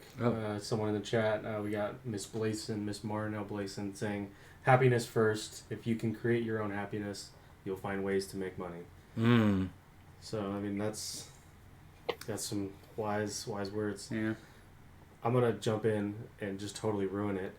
And say I think it's subjective. I think if there's a balance to be had, I don't want to have $1 billion, but just want to kill myself and just be miserable. But I don't want to be, how happy can you be dirt poor? I mean, you can be, that's actually a good discussion. But to still be able to make a living, Yeah. you can run around the country with no money. You'd be super happy, but can you really lay your roots down anywhere? So just and this is just I think this is for jobs, right? Taking a job over. It's literally for anything. If you feel happiness for you is moving to Alaska and just finding a plot of land, that you don't even have to purchase somehow. You find a loophole and you could just survive out there on your own, or just or if you want it, if some people want to take extreme and be I want to go couch surfing, and I'll go on Craigslist or whatever. I don't recommend that at all, but some people have done that. My cousin's done that, where she didn't really know what to do with her life, and she went couch surfing around the country. Wow. And I thought that was crazy, but to each his own, Yeah, I think that's going off what you're saying, because I feel I'll just kind of vomit the same stuff that you guys are both saying. It's a balance act. What's interesting about the question is that how much you actually look at your own life before even answering it, is how much do you put, because Coach brought up some good points, experiences with money led to happiness or led to memory. So it's this whole thing where if you don't have that money, you don't get there. But then there are certain things that I feel in life, especially as I was getting older, and even today, I feel that maybe living in a more first world or almost utopia place, where money has led me to being comfortable with this way of being because of perception. And if I'm anything else lower than to me, as we live in a pretty expensive place in California, it's really expensive, and then it's also overly taxed. Yep. So it makes it even more difficult. So it's a point where if I was in a trailer park, but I was really comfortable, I was in a trailer, and no disrespect to people in a trailer, but that goes to show you my perception of it. Looking at a trailer is down. I am saying it almost with a down comment. Yeah. And it's why it's would interesting I do that? You said it, because I agree with you. It's but if I were to let go of all that, I think my wife and I could be really happy in a trailer. I think if it's a big trailer and it's comfortable, and we wouldn't have as much debt, and you're not looking at your debt, your credit card, or your people have high student loans or high mortgages, and you're sitting there and you're really, why is perception, because you brought up finance earlier, they always, there's a book called The Millionaire Next Door. There's another great book called The Richest Man in Babylon, and that the whole point of The Richest Man in Babylon, which is a great one, is that you could be next door to somebody that literally, has Target clothes on, drives like a 90s car, and the person's got much more money in there. They didn't go to school. They didn't even graduate college, and it's all how you like. It's where like I guess like that's how I feel about it is like living here. I would say I lean more towards comfortability, like being comfortable where I'm like I won't have to sweat if I'm let go of my job for a little bit, and then also I'm also like I'm still proud of the place I'm in, but I think money because money versus happiness. I think money also has led to that utopian society where a lot of the times I'll sit there and I'm like, man, like why do I even care that why do I care that it has to look this way? Why do I have to have the IKEA look or the Pinterest look or the way we model our apartment or like there's just certain things that does that really bring you happiness? You have it, and then it's like what I mean. It's like so I guess for me kind of going there, I'm with it's like you're trying to find this perfect balance. Yeah. Did it bring you happiness though when you did your apartment? It did because my wife really wanted it, and I thought I think it looks great, man, and it showcases who you guys are as a couple and what you're about. I think it's like putting your life, within the confines of where you live. I think it tells a story. So I can respect that. So actually, you're the best person to talk to about this because I love the way your guys' place is set up because your place is not. Mine looks like a bachelor's pad, so I don't know. No, yours guys, but this is where I think that's the more wholesome, true person. Like when you walk into ours. You could walk in and I'm not insulting when we did. We still pride ourselves in the, showing pictures of our travels and all that. And we have the vinyls and all that. And it's like, that's a part of who we are. But it's also is that original concept, right? Is that really everything of who we are? You know what I mean? And like with you guys, when you go in, it's like when you and your wife, I'm like, you guys get a really good feel. And that's who you are. And like, there's no pressure of looking a certain way or a certain way. It's like you get a good example of these this is I was about to say your name I was about to say your name so close and I was about to say your wife's name too, but your wife's name where your wife's name you and your wife you and your wife's name yeah. Your wife's probably like, God, just say my name. She's like, I'm right here. But you get a taste of like who you really are, and you're the first people where you broke that need for me. It's actually a really good thing. You broke that need for me. In our next place, I could care less about looking like Pinterest, and I think my folks also they designed theirs a certain way based on it looking like how their parents may have had it, or it's all this how you design, right? But doing it the way you really want to, like if you could do it, like if you could literally take a paintball gun and shoot paint all over, which is probably not, that makes you enjoy that, and that brings you happiness. You're gonna live in it, and so you guys. I want to say thank you to that because it's funny you see it differently. You see because you said homie and it shows the part of us, but I also think that's not original, and I think something that is really like when I go to your guys' place, it's like that would bring me having to see the things that really. That's why I work downstairs. Yeah, I can understand why it's got a. I just think people at home don't know what we're talking about, but I have. Yeah. I'll say it. I mean, you can say it. I don't care. I mean, it's like I'm trying to like.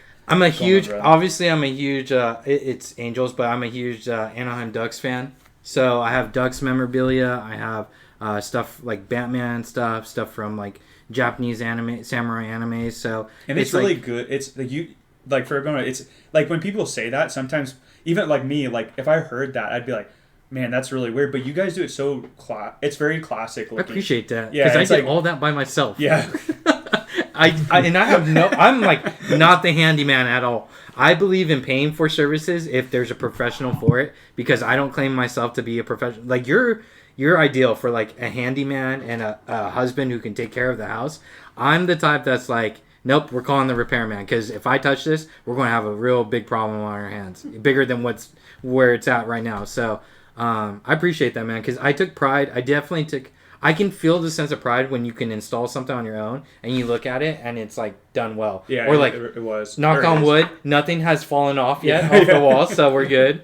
It just fell right now. Yeah, it's like I even have a samurai sword like up above my couch, and it's just like, luckily my wife's cool with all that, and she's a big fan of the Ducks and she loves Batman. So I just got lucky. So. My last thoughts on the money versus happiness is money would happiness for me is like spending time with you guys, shooting guns, playing video games, just having time to myself. Like having money would lead to all that. That's kind of what you were saying. Like money leads to like if I didn't have to work, we could all we could all hang out and just buy a streaming house. Yeah, literally buy a streaming house. And you can just be our sugar daddy. Or get the or I like that one. Yeah, they'll just keep ratcheting up the amount of money that I need. My happiness keeps going down. No, but we could if we could get we get that piece of land we all go hang out on and just relax. But yeah, that's kind of the teeter totter. Okay, I gotcha. Of like, you imagine a Junto compound? Oh my god, that would be so cool. A Junto compound. That has a nice ring to it. It does. That's like the final form. That's our evolve. Copyright LLC. Junto compound. That's it. All right. Yeah. What about you, Beef? I know you kind of said a little bit. Yeah. But... I didn't even say an opinion. Yeah. Mm-hmm. Yeah. I think for me, they're really mixed together, and I think that goes back to like the whole societal construct of like how we've mixed material possessions or experiences to provide us happiness. Mm-hmm. What I've noticed over my life is that no matter what I've obtained or experience I have, as sad as this is, it doesn't bring me any happiness. Like a lot of I'll strive for a lot of things like almost milestones in life that everybody has to strive for, like getting married or owning your own home, or you're trying to strive for those things. Mm-hmm. And I spend so much time focusing on climbing that ladder that I think when I'm climbing the ladder to get all that, I think everybody in life is climbing the ladder to have all those same things. And then it's like a lot of I'm not saying everybody does this, but there are a lot of people that have woken up from climbing the ladder and been like, do I really want that?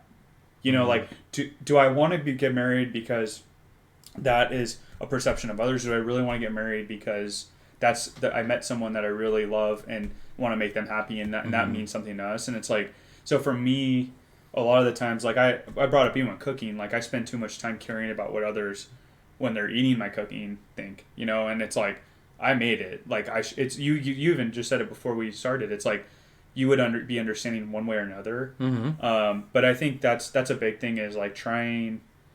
I think happiness, no matter how much money, money which provide experiences, and to each their own. Like money might provide a lot of experiences that make you happy, but I don't necessarily think those experiences make you happy. I think what happiness to me, and that's what I'm going to define it, is really being okay with who you are in your mind. Mm-hmm. And not your body, like not even physical aspects. It's just who you are. Like if you can look at yourself and be like, this is you. You can love yourself. And I hate to say corny, but like most of my life, I honestly I'm struggling at this too. I don't love myself, and I don't appreciate myself, and that's been me every day of my life. But also that drives me to try to be better. But then that causes consequences because that guilt builds up. When I fail to not, and that's where I look at it as a black and white failure thing. So to answer your question is, I think happiness outweighs it by like huge margin. Like, because I think experiences can bring you happiness, people can bring you happiness, but if that's very short lived, happiness, and again, pursuit of happiness, declaration, right? No. Declaration of Independence says it's like, you have to pursue to be happy. They talk about in the pursuit of happiness is like, but if you're never right in the mind, like if you can never look at yourself and be like, hey, I'm happy with what I am. Like you're never going to be happy. Cause like you look at all these famous people, the successful, even people that are not successful. Like if you know, they use certain things to keep them in a different state of mind. Mm-hmm. And my goal has been like that. Cause I think if I can find that, and then, I think last podcast we talked and, I was about to call you Monkey. Wow, that's a throwback. Oh, I know. That was so weird that I was about to say that. But Nightmares had said it's like going to the gym. It's like working out with your mind. Yeah. And I love that because I love that analogy because I loved working out and I love making my physical appearance look good because I care about the vain aspect about perception again, about how I'm perceived, But then when it comes to the mind, your relationships will suffer if your mind's not right, but really the only person that has to care about, because you're living in your mind all the time, you have to care about that. And if you don't care about your happiness and your mind in there, then you could act like you'd be quiet the whole time, never say anything, and they just hit, And so I have to say happiness by huge margins like Okay. mine. Like it's not even close, because like you could be the brokest person in the world, and if you're still like you could be happy with who you are. Mm-hmm. Yeah. Who defines that? True. You know, that because I think money just As long other as they people don't means destroy your success. spirit, you can just keep moving on. Exactly. Yeah. That makes sense. Yes. Not to try to sound deep or anything, but No, but people need to hear these different perspectives. Like, that's what we're here for, you know, is to bring the rawness and the realness and just being open about stuff. Because I feel like we still live in a day, like in a world where most male figures, or just males in general, like aren't open, or they think it's still not cool to be vulnerable or be open about your feelings. I mean, I'm sure like when you're in a relationship, it's pretty difficult to like, you know, if you're in a relationship with a woman, it's a lot harder, at least from my experience, it's a lot harder for us to kind of like express ourselves and be vulnerable, you know. And I've had to learn over the years. I mean, I am a soft guy, and I wear my emotions on my sleeve, but it's taken me a while to understand how I need to be more vulnerable and communicate more and be more open about like what I'm struggling with and internally, versus like just, you know, being aggravated and lashing out. yeah. You know, because at the end of the day, you're going to lash out to the ones you love most, which isn't fair Yeah. to them, you know, because they're around you. You want to surround yourself with people that support you and uplift you. Mm-hmm. But if you're in a bad mind state and you're pushing that vibe off of them, then what good are you doing to yourself and to them? All you this know? forgiveness, like I struggle Yeah. with you're saying, like what you just talked about Mm-hmm. that, because you build up that guilt, and I'm speaking for both of us Mm-hmm. here, and maybe, but I feel like you lash out and you're like, oh man, I just did that, and then Yeah. the guilt weighs on you. So it's like a lot of the times, people, most people I know too, can't forgive themselves after they do it, and then you compound that guilt, and you compound. I think it, you know? that takes both parties though too, because you and I have had that in our past experiences, because we have strong personalities and we're both driven, right? And we have that adrenaline. We think a lot alike too, and I think at the end of the day, it took both of us to calm down, come together, and say, hey, at the end of the day, we're always going to be best friends. I cried. I don't know if you know that. I have too, man. Like we've been through it. You guys remember when we were at Islands? Mm-hmm. I like let it out. I was like, I lost control. Like Yeah. that's like when I But was. see, but that means that like we mean something to each other, you know, Yeah. and we're willing to be like, you know, bigger than that argument, you know, and say, hey, that shit, like, it's in the past. We can move past that, you know. And I think that's what takes like a strong relationship, a strong bond with family, friends, you know. So yeah, we persevered, you know. So it's all about growth, man. And I think for me, about taking a job over money versus happiness, God, I could do a whole hour segment on my own about this, but I think at the end of the day, you really just need to understand your why. Like what gets you up in the morning? What drives you to do what you do? And do you do it for money, or do you do it because it brings you happiness? At some point in my life, a couple years back, I was sitting in a hospital bed with, I'll just say it, with a kidney stone. And I got the kidney stone from, one, a horrible diet because I was working graveyard shift, two, because I was stressed the hell out at my job, and the other portion was just like I was just unhappy. I mean, I remember the day where I was shaking because like I was just so like distraught, and I just did not want to go to work. Like it brought me that much unhappiness where I could barely open the door going into my work building. And that was the day like I really knew like I need to change something about my life. Like even the doctor said like you need to quit your job, because everything you're telling me that's going wrong in your life is because of this job. So as soon as I changed my job, my company, I thought I had to change the vertical of the industry I worked in, but I realized it was the company and the people that was within my environment that was creating this darkness around me. So once I got out of that and I started believing in myself, and I lost the fear of, I cut out the fear of like, you know, what happens if I lose this job? What happens if I get fired? What happens if I don't, like, I'm totally the what if guy. Once I started focusing on like being confident and saying, you know what, I'm going to find a company that believes in me, that wants to work with me and sees my potential. It was all uphill from there, but it was an uphill battle in a good way, where like I was driven by the people around me, the people I've met in my life, the company I was at. So my life started turning around when I started trusting the process and just started being more positive.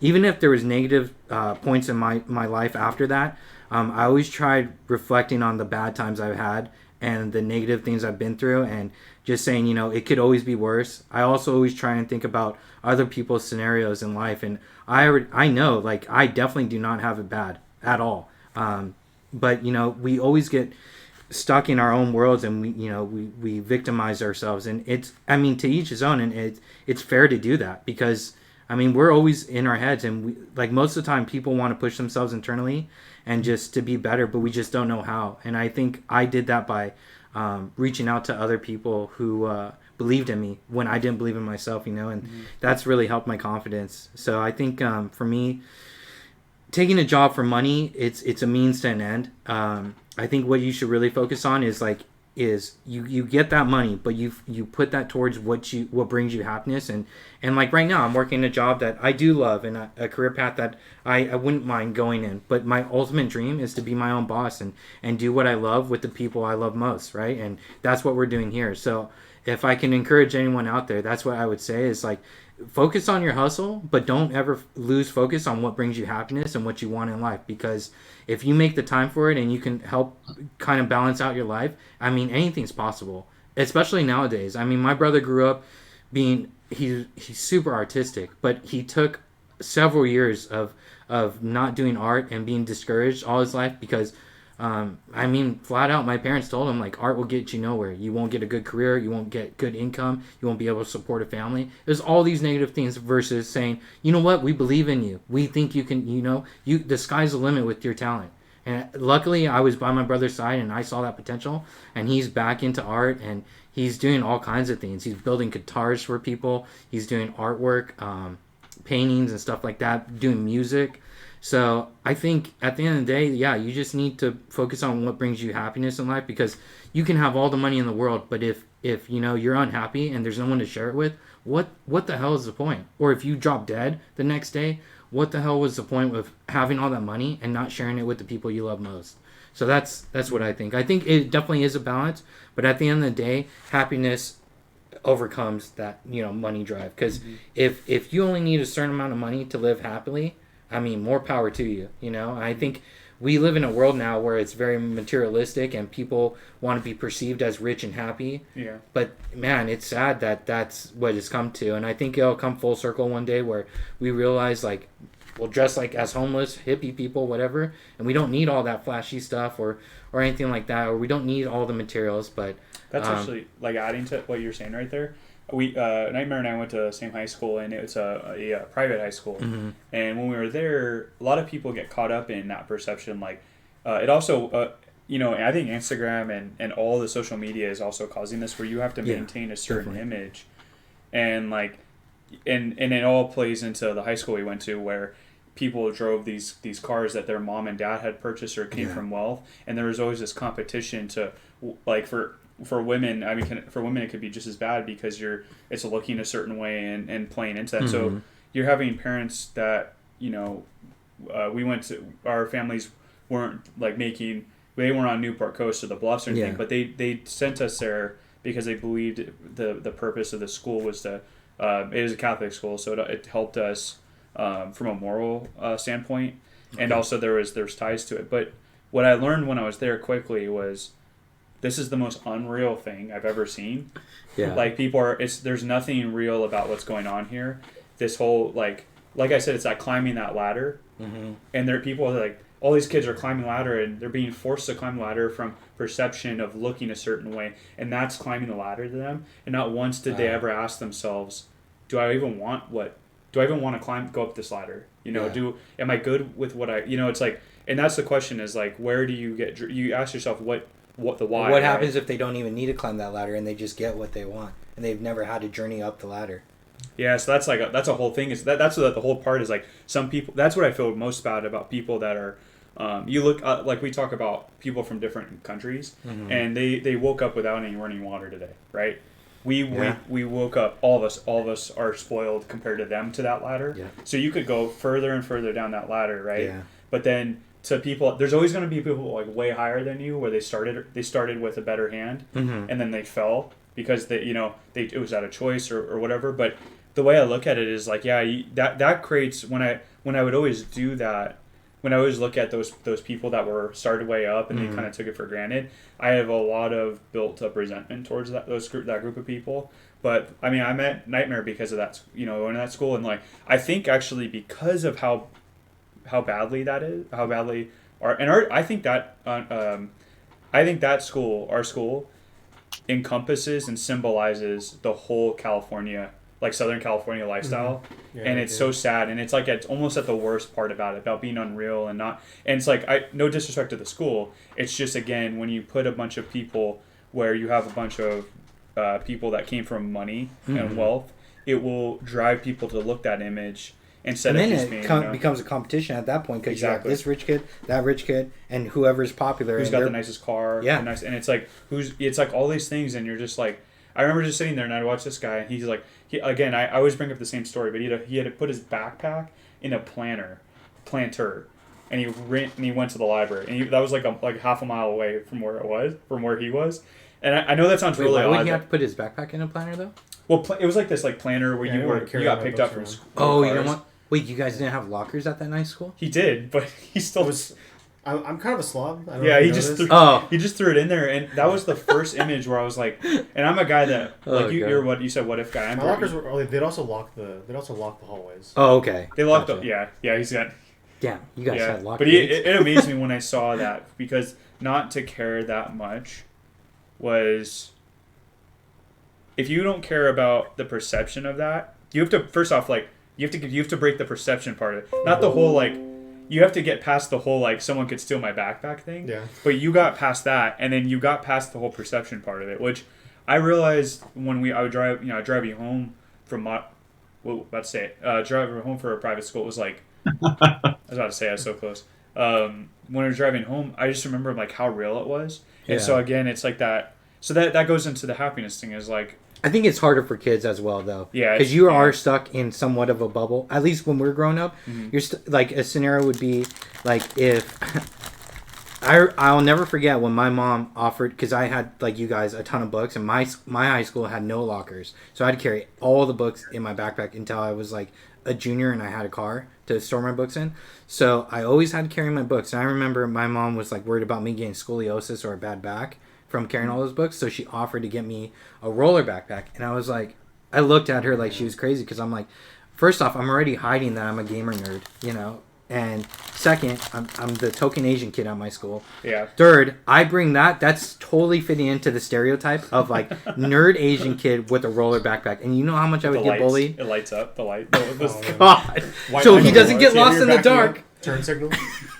So like that, like I don't. Sometimes I feel like parents are just disconnected from like what the mainstream is and like what kids have to deal with on a day-to-day basis. Like it's rough out there, man. Yeah, they're too practical. Yeah. What if like you could, like, if I could erase your mind of that worry?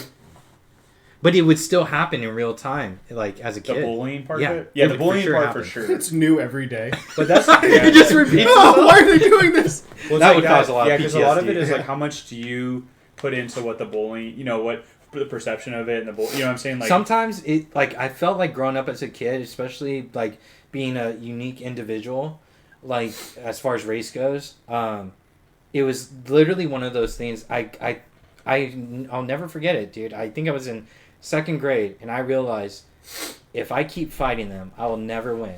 In order to beat them, I need to join them, and that's what I did. I kind of like just got ingrained like with like the way they did things, the way they talked, the way they acted, and I just became friends with them. I befriended them, So and honestly, it turned out to be really good, like my childhood. So it was like when I was really little, where it was like the ching chong stuff and the bullying me, and like you shouldn't be talking to a certain race because you're not that race. Like I got that in second grade. Like that shit's crazy, Yeah, it's nuts because like our school was not about race as much. I don't think it was about class. Yeah. Class, yeah. Yeah, and I was like, man, I don't know, because class, no matter what that's like the dumbest one, because like almost like race to me, you could be prideful in a way, because it's your culture. You could say your culture, not just a race, but your culture, right? Well, like I could see persons like Japanese or Mexican or whatever, they're prideful in that, and over prideful where sometimes that they'll to say things like to other races where it's not okay. But class, like I don't know, I just don't get the whole class thing. You know, it's like I don't either. yeah, it's like why would you look down on someone for driving an older car or why do you Or you know, like it's kids that had to wear like the same clothes like the next day. Yeah. Like I was never on board with that. Or like you make fun of kids like based on what food they brought. Like I hated that. Or if man, they with brought bullies. food at all. Or yeah. Yeah. Or like if you there wasn't really bullying if you had to go in the lunch line to get your free lunch or whatever. But there was definitely bullying in like the fact that if you're a loner or if you like brought your lunch. Like I got teased all the time with it's called nori, but it's a Japanese seaweed that's wrapped around sushi. Like I would bring in just a pack where you could just pull out the strips and eat it. Yeah. And people love them nowadays, right? Yeah. Back in the day, no, that was like alien food to people. Yeah, And it's kids definitely kids a lot. bullied me, and I think when I was younger, I stopped getting those type of lunches because I just told my mom I didn't want to deal with that every day with kids making fun of me of just trying to eat my fucking lunch, you know. So as a kid, it's hard to deal with that pressure. I think for me it was just like I didn't just like give in. I just more adapted to survive, you know. Because after high school, I mean, I was a free spirit. I was just like, I don't give a shit. I'm going to try whatever I want. I'm going to question whatever I want, and I'm going to live my life how I want it. But that was also because I got aligned out of college with a fraternity that, you know, kind of took me in as a second family, and they're, you know, an Asian, mostly Asian fraternity. So for me, I kind of felt, you know, I finally found a home away from home where there is no bullying. I mean, there's teasing and joking around, but it's all fun, you know, and there's nothing malicious about it. So, and we all kind of got brought up the same way with the same type of mentality. So, yeah, that was it for me. So the next segment we're going to jump right into is dogs versus cats. During this segment, we're pretty much going to talk about what everyone's preference is, dogs or cats, or both maybe, or maybe they don't like either and they prefer different pets. We're just generalizing dogs versus cats because that's the majority of what most home pets are. But the guys are free to open to talk about whatever unique pets they wish they could have, legal or illegal. So yeah, we'll go ahead and kick it off with Nightmare. Nightmare. All right, yeah. In the conversation, dogs versus cats, I'm definitely a dog person. Okay, that was a strong dog person. Strong dog person. Not that I hate cats. There are some cats that are assholes that just cause problems and they kick the kitty litter everywhere and they're not personable. They don't want to hang out. Those cats I don't like.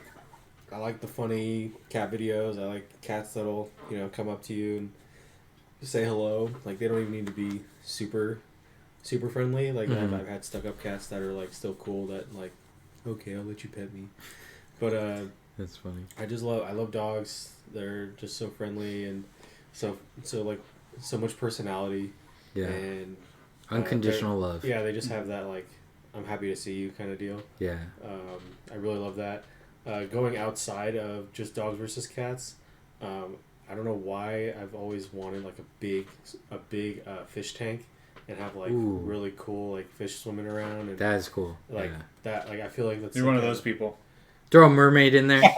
Yeah, Yeah, that's like yeah. Just like I Dude, you gotta admit though, that is pretty cool. It's just if you can exclude the maintenance and cleaning up the that's tank. like, that's yeah, Wouldn't that be so exactly cool? that's exactly what I'm thinking about is the Yeah. maintenance. Yeah. I'm like that's like more because like a dog, for example, is the one thing when you're like you talk about how like loving your dogs, but a dog is like way much more work than cleanup, you know. yeah. So it's like, dude, a fish tank is like Way worse. yeah, you're steroiding that like Really like, no especially rewards if it's to a that big either. one. It's Yeah. like Deuce Bigelow. You know, like that giant one that like Yeah. he had. It's like I can't even. You're like literally cleaning it. And imagine a big one getting as dirty as like remember like in the Finding Nemo movie. Yeah, exactly. Whatever when they're in the all dentist. the algae. Could you imagine a big tank like that? Like that would just suck, swimming dude. in their own. But I do agree that would look Yeah. sick in a house. I'm like, I'll have like when I go on like, I'm like the kind of person that will like if I'm on like a road trip, sometimes I'll just turn the music off and I'll just like sit in silence and just think.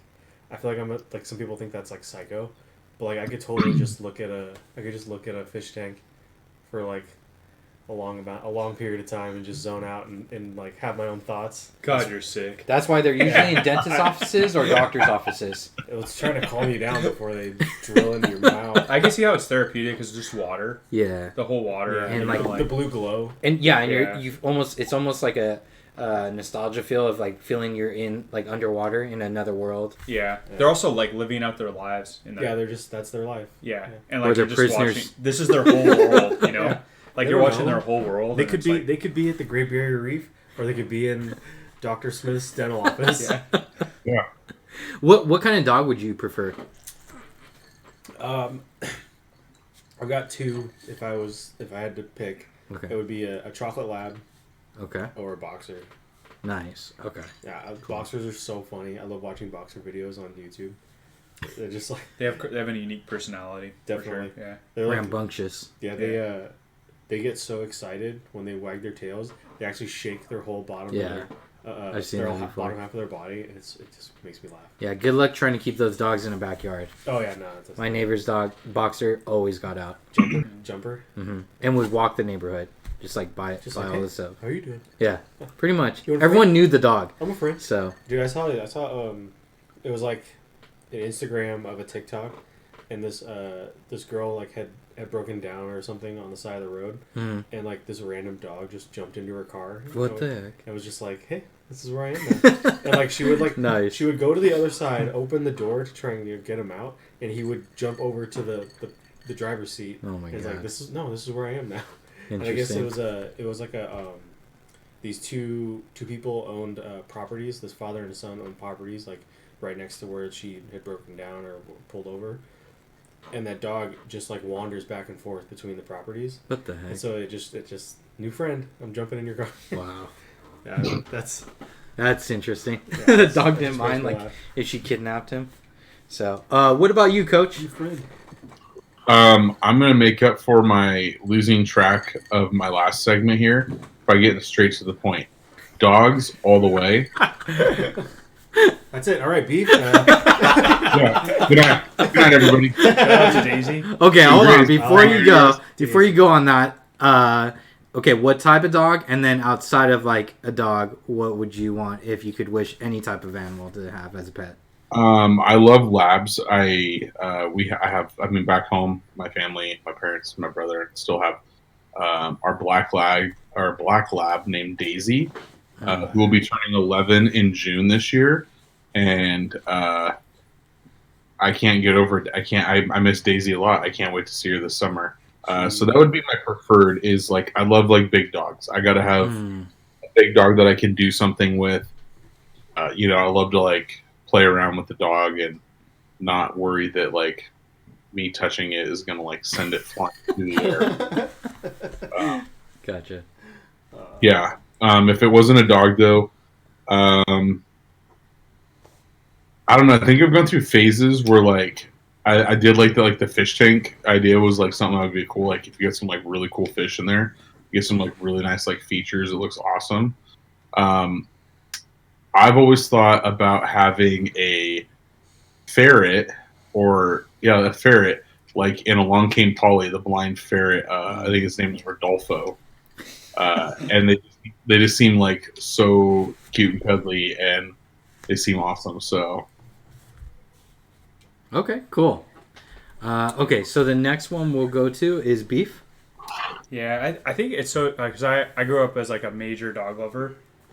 I'm gonna preach to the choir. Like I love dogs, but my sister was a big cat fan growing up, so we had two cats that pretty much pushed me more to being a dog lover more than anything because they were not the best of cats. Very single favored cats for the most part, and then they just did. There's I wouldn't say they were like the meanest cats because I've met meaner, but there was something about these cats where you felt like why were there's no love. So it really was like having an animal in there that I don't think there's anything worse when you have an animal in your house, which your house is supposed to be this comfortable place, and you feel like the animal doesn't like you. That's like being in your house and there's a stranger in there. You just don't feel comfortable. Yeah. So I was like not big. So but then what happened was we got another cat, a Persian cat, and then another two cats, and they were great animals. especially the last two, they're brother and sister, and it's like so it's really hard. Like the worst parts about owning a dog, and there's only really one, is it doesn't know how to take care of itself in any shape or form, and dogs get they're somewhat intelligent, but for the most part they're pretty stupid when it comes to most things, and but that also is like that stupidness I think is the reason why they're like so loving. It's so endearing. Yeah, it's like so unconditional, like, and so it's like it plays into their personality. So Perfect example is Up. What's that? Perfect example is Up. Oh yeah, just being under that and dog didn't even matter what he said. I do the squirrel bit all the time. It cracks up my life. Yes. I love you. Yeah, yeah, like that whole like I've been underneath the at the end or whatever. He's like I was underneath I was hiding underneath the patio because I love you. Yeah, you're just like that's literally a dog. He's all shameful like, too. Yeah, it's like. Or like there's a serious topic and then he's just like squirrel. Yeah, yeah. So I guess like dogs. And then my favorite, I'd say my favorite dog. It's hard because I grew up with a mutt, so he was a really good dog. Cosmo. Yeah, Cosmo was a really good. He was a terrier by I would say by dominance, but then there was a dominant trait or blend, or part of the blend, and he was a really good dog. So I guess like for me it's like. It's hard to say. They're just as long as the dog isn't mean spirited. I honestly could take any dog. I really like I don't think I have like this. Like I could take if a Chihuahua. I've met like my grandparents had Chihuahuas and they were great Chihuahuas. Not like they had a couple that were kind of dicks, but there were some that were nicer and or most of them were nice and you're like they were great dogs, like little dogs. They like one of them would curl up into my grandpa was like 6'6". And he would sit on his big chair, and then he would sit, and it would little. I mean, you saw like it would curl up like right here, and it between his legs, and you're just, and it always did it, and it was a good. His name is or her name was Gertie, and so I guess like I don't think as long as the dog's got a personality, again it goes to that unconditional. But if that dog doesn't, and it's like I don't care about you kind of thing, then I guess we're the ones that I would lean on the most are I think have the best traits of them all, which are retrievers. So labs were said. I think retrievers typically, but again, I've met a lot of great small dogs, and it's very. There's a movie called Corky Romano with Chris Kattan, and he said he's a veterinarian, and he's like bad dogs aren't born, they're made. So it's like I think most dogs are inherently peaceful or good loving dogs. So, and then I think I'm trying to think of like. I don't know anything about them other than how slow they move. But I'm a person that, for everyone that knows me here, but anyone at home, I'm very intense and I'm very fast, very quick. So I'm always like motion, next on like almost anything in life. I don't slow down very well, and I think that that part of me everybody can kind of sense. So that there's a high intensity part of me. So I always thought this was a funny movie, but Zootopia, about the sloths, and so I don't know if they'd be good animals. I have no idea about that. The whole taking care of it, but how slow they move is like I think it because Nightmare had mentioned about watching the tank or whatever would provide like almost peacefulness. So watching the sloth move that slow, and I'm just sitting there and like not understanding that. It would slow me down as a person because I'd have to be patient with the animal, and that's exactly where like even owning a dog can bring a lot of patience. But when you watch a sloth, and it's like I could think it slow me down a lot. So I'd say sloth. Yeah. It's interesting because everyone's like unique animal. I feel like there's a sense of like joy and fulfillment there, and it kind of just showcases that like maybe we should open it up that people should like have certain like. I don't know. I think it's interesting because for me personally, dog easily. So I think all of us are huge dog lovers. My experience became I loved most animals, but man, one of my cousins, when I was growing up, they had like iguanas, guinea pigs, pigs. They had dogs, cats, and then like birds. It was like a farm at their house, and I'll never forget when I went over to their house. The cat was just chilling by the window, and it looked friendly. So I walked up to it, and I was like a little kid at this time. Tried to pet it. It pretty much scratched me up, like because I just tried to pet it, And ever since then, I was like traumatized, and I was like, I don't like cats. Like I like kittens, don't like cats. Plus, my brother and my dad were allergic to cat hair, so Yeah, it just never worked out for my family. So we're always big dog lovers. We've had several Australian Shepherds, amazing dogs. My first dog was Hobart. It was a golden retriever. Best, That's such a cool name. dude. Yeah, that's a unique Best name, Hobart. freaking dog. It was a legendary dog, dude. I'll never forget. Like I was in cowboy gear as a kid and I had like two guns holstered, and that dog would be like my right hand man, like just like right next to me, fighting like the cowboys and Indians, like just using my imagination. That dog was always by my side. So I didn't get too many years with it, but the years I did get with that dog, it was freaking awesome. So I'd probably, like, if I could and I had a big enough yard, like golden retriever would be awesome. Or like the dream for me would be to have a miniature husky, like maybe a mixed blend or something with like a Yorkie. I don't know. Somehow like have a miniature size husky, and that would be freaking awesome. I found a breeder that does that. Really? Yeah, it's the same Okay, breeder. we'll talk later about that. Walter. Yeah, same breeder. That got sounds Walter. expensive.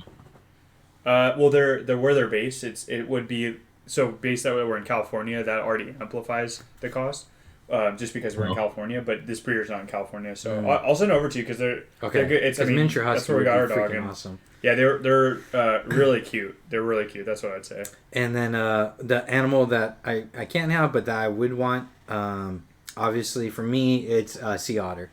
Because for me, it would be like I can have a pool in my backyard and just set something up real cool for the sea otter and just have them live out there. And then I know realistically you can't do this, but then I could just be chilling in the water, like in the pool, like laying back and just chilling in the pool, relaxing, and the sea otter's just next to me.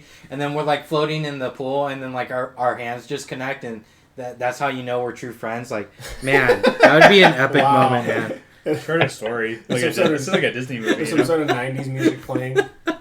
But just imagine that. And sea otters just seem so playful and fun. Some So Nickelback yeah. playing. Yeah. You drink, we have.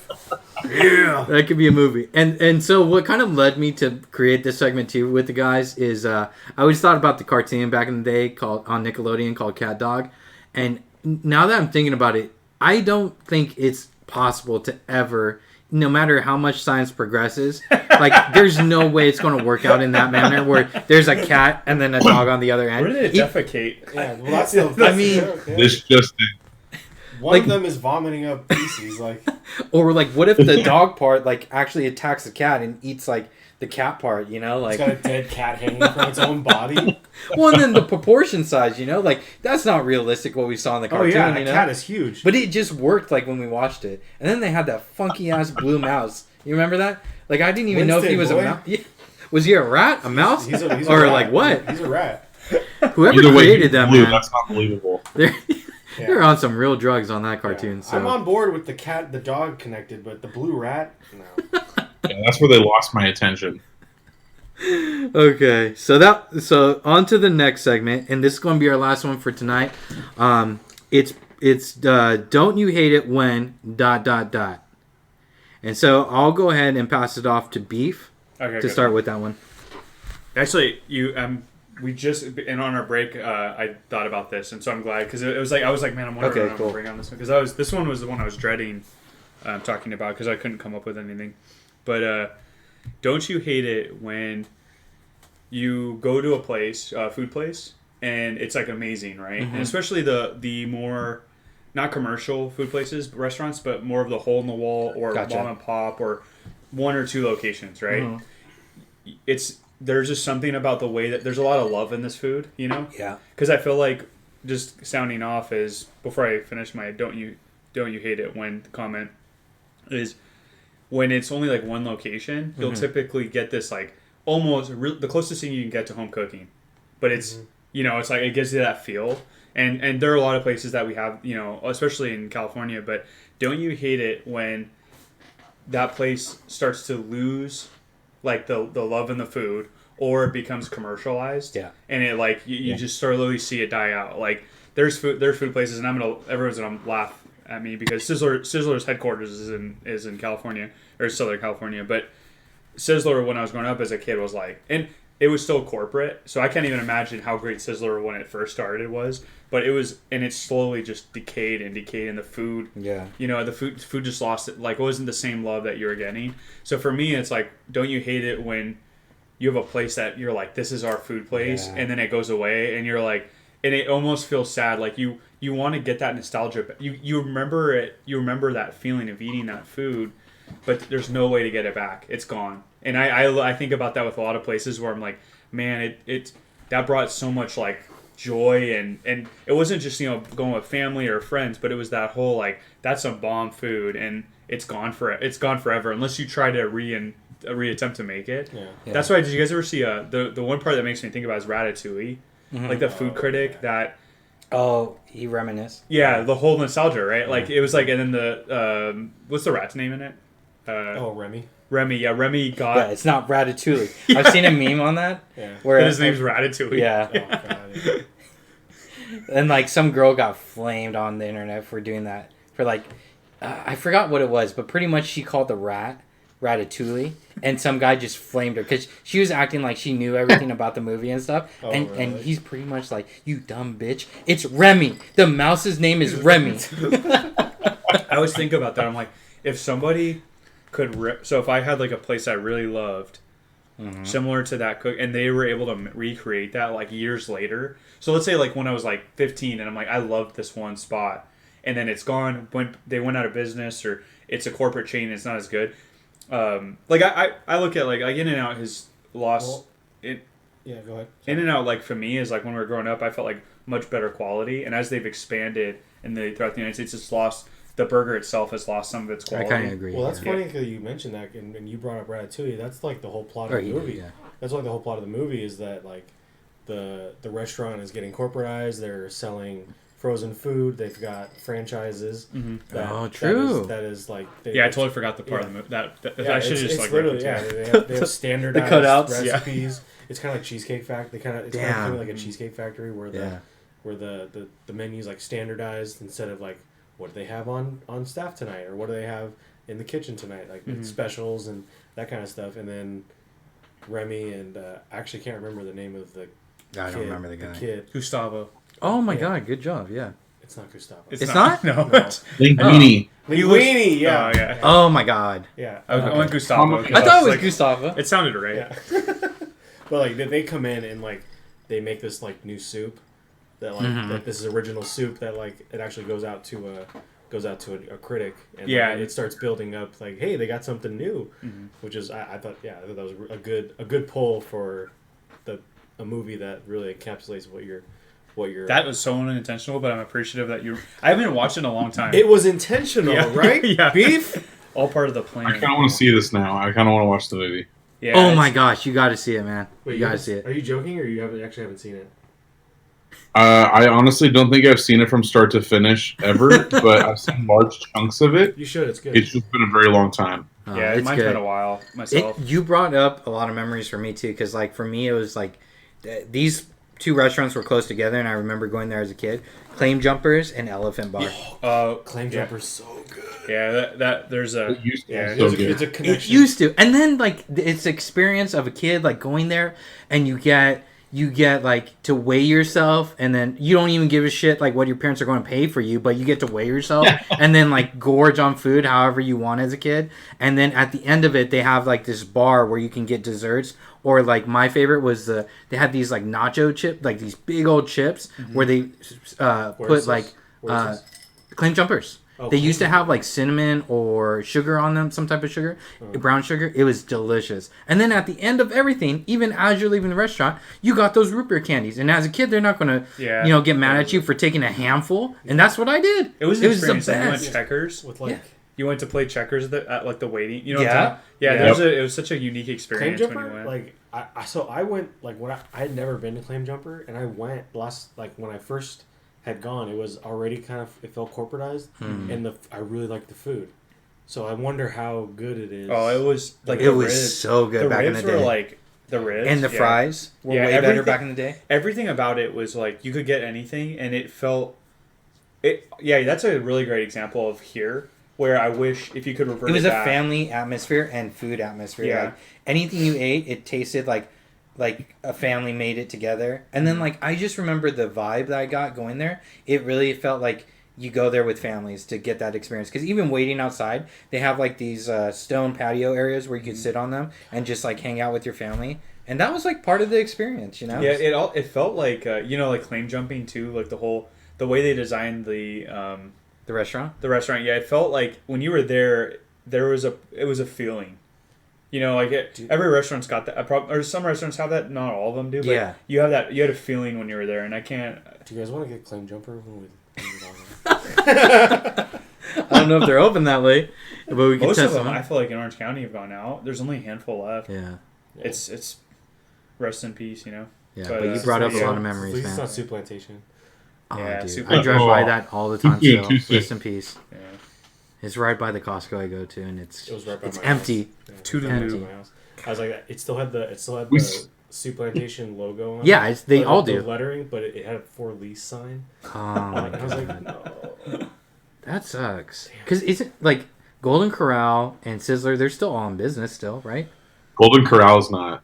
Oh, really? No way. Holy There's one here in town, and I was like, oh, that'd be interesting to go. When my dad left, that way I didn't have to like admit that I went to him.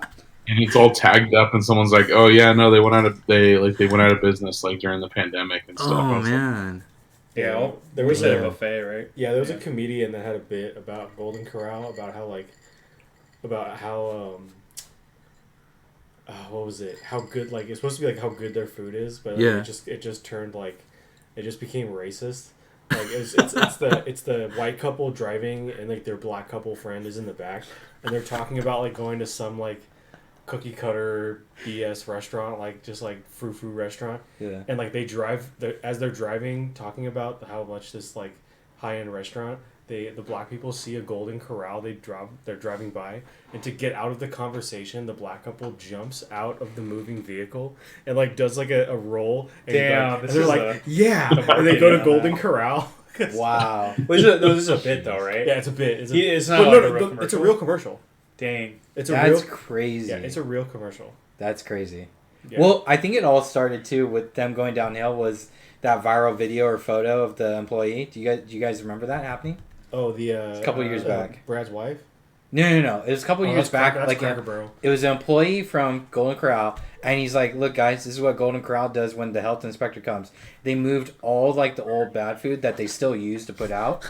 They moved it to Oh, where the no. dumpsters are to hide it. Like it was still in the food tray stuff, like the tall food trays. It was all backed up in the dumpster area, like next to the trash cans, because the inspectors were only inspecting the restaurant. There's no and way kitchen. that happened in California. It Yeah, had to have been in like some No, random. yeah, I don't know, but it went viral.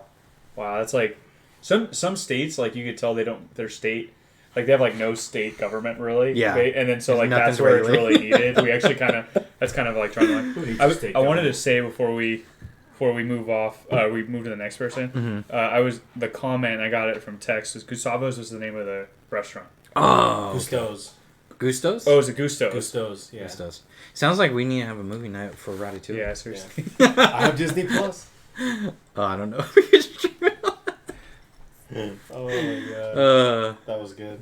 Okay, so I'll go on to the next one. Nightmare. Oh yeah, don't you hate it when? Okay, don't you hate it when you put something that like you're like I need to know where this is, and you're like I'm gonna put this where I'm not gonna lose it, and I'm gonna put it here, and then you lose it Because it's not a normal place Yeah, you put totally it. forget, and you're like, wait, I put this where I'm not gonna lose this. I swear, I put it where, and then you just forget, and your brain just like You forget where you were going to place it. You forget where you put it, which is the place that I'm not gonna lose it. So I feel like a I solution don't to know if that you've ever- I is don't know if it's ever you happened put it to in you. a No, safe. I don't think I You have. put it in a Yeah. safe. Because I have done that before. Where like example would be like, okay, a safe is you can use that, right? But if you're on the go and you're like, okay, I'm definitely going to like you're going to run out of the house, right? But you're like, I know I'm going to run out of the house, but I need this before I leave. So in order to not lose it and to remember to get it, I'm going to put it right here. But then you just totally forget. Yeah. So I'm probably the worst person because I am not the best at putting it back into the same spot. My family can. Is it detest or contest? Contest, right? Contest. Contest Or- me. Or not contest. no, but It can you're trying vouch. Vouch. Yeah. We'll just say vouch, okay? Because it's one of the. See what I'm saying? When you don't know the exact meaning of a word, Yeah. you just try to. I should have just. You try to just fill it in. I should have dodged that and just done vouch. But anyway, so they could vouch Rome. that when in Rome.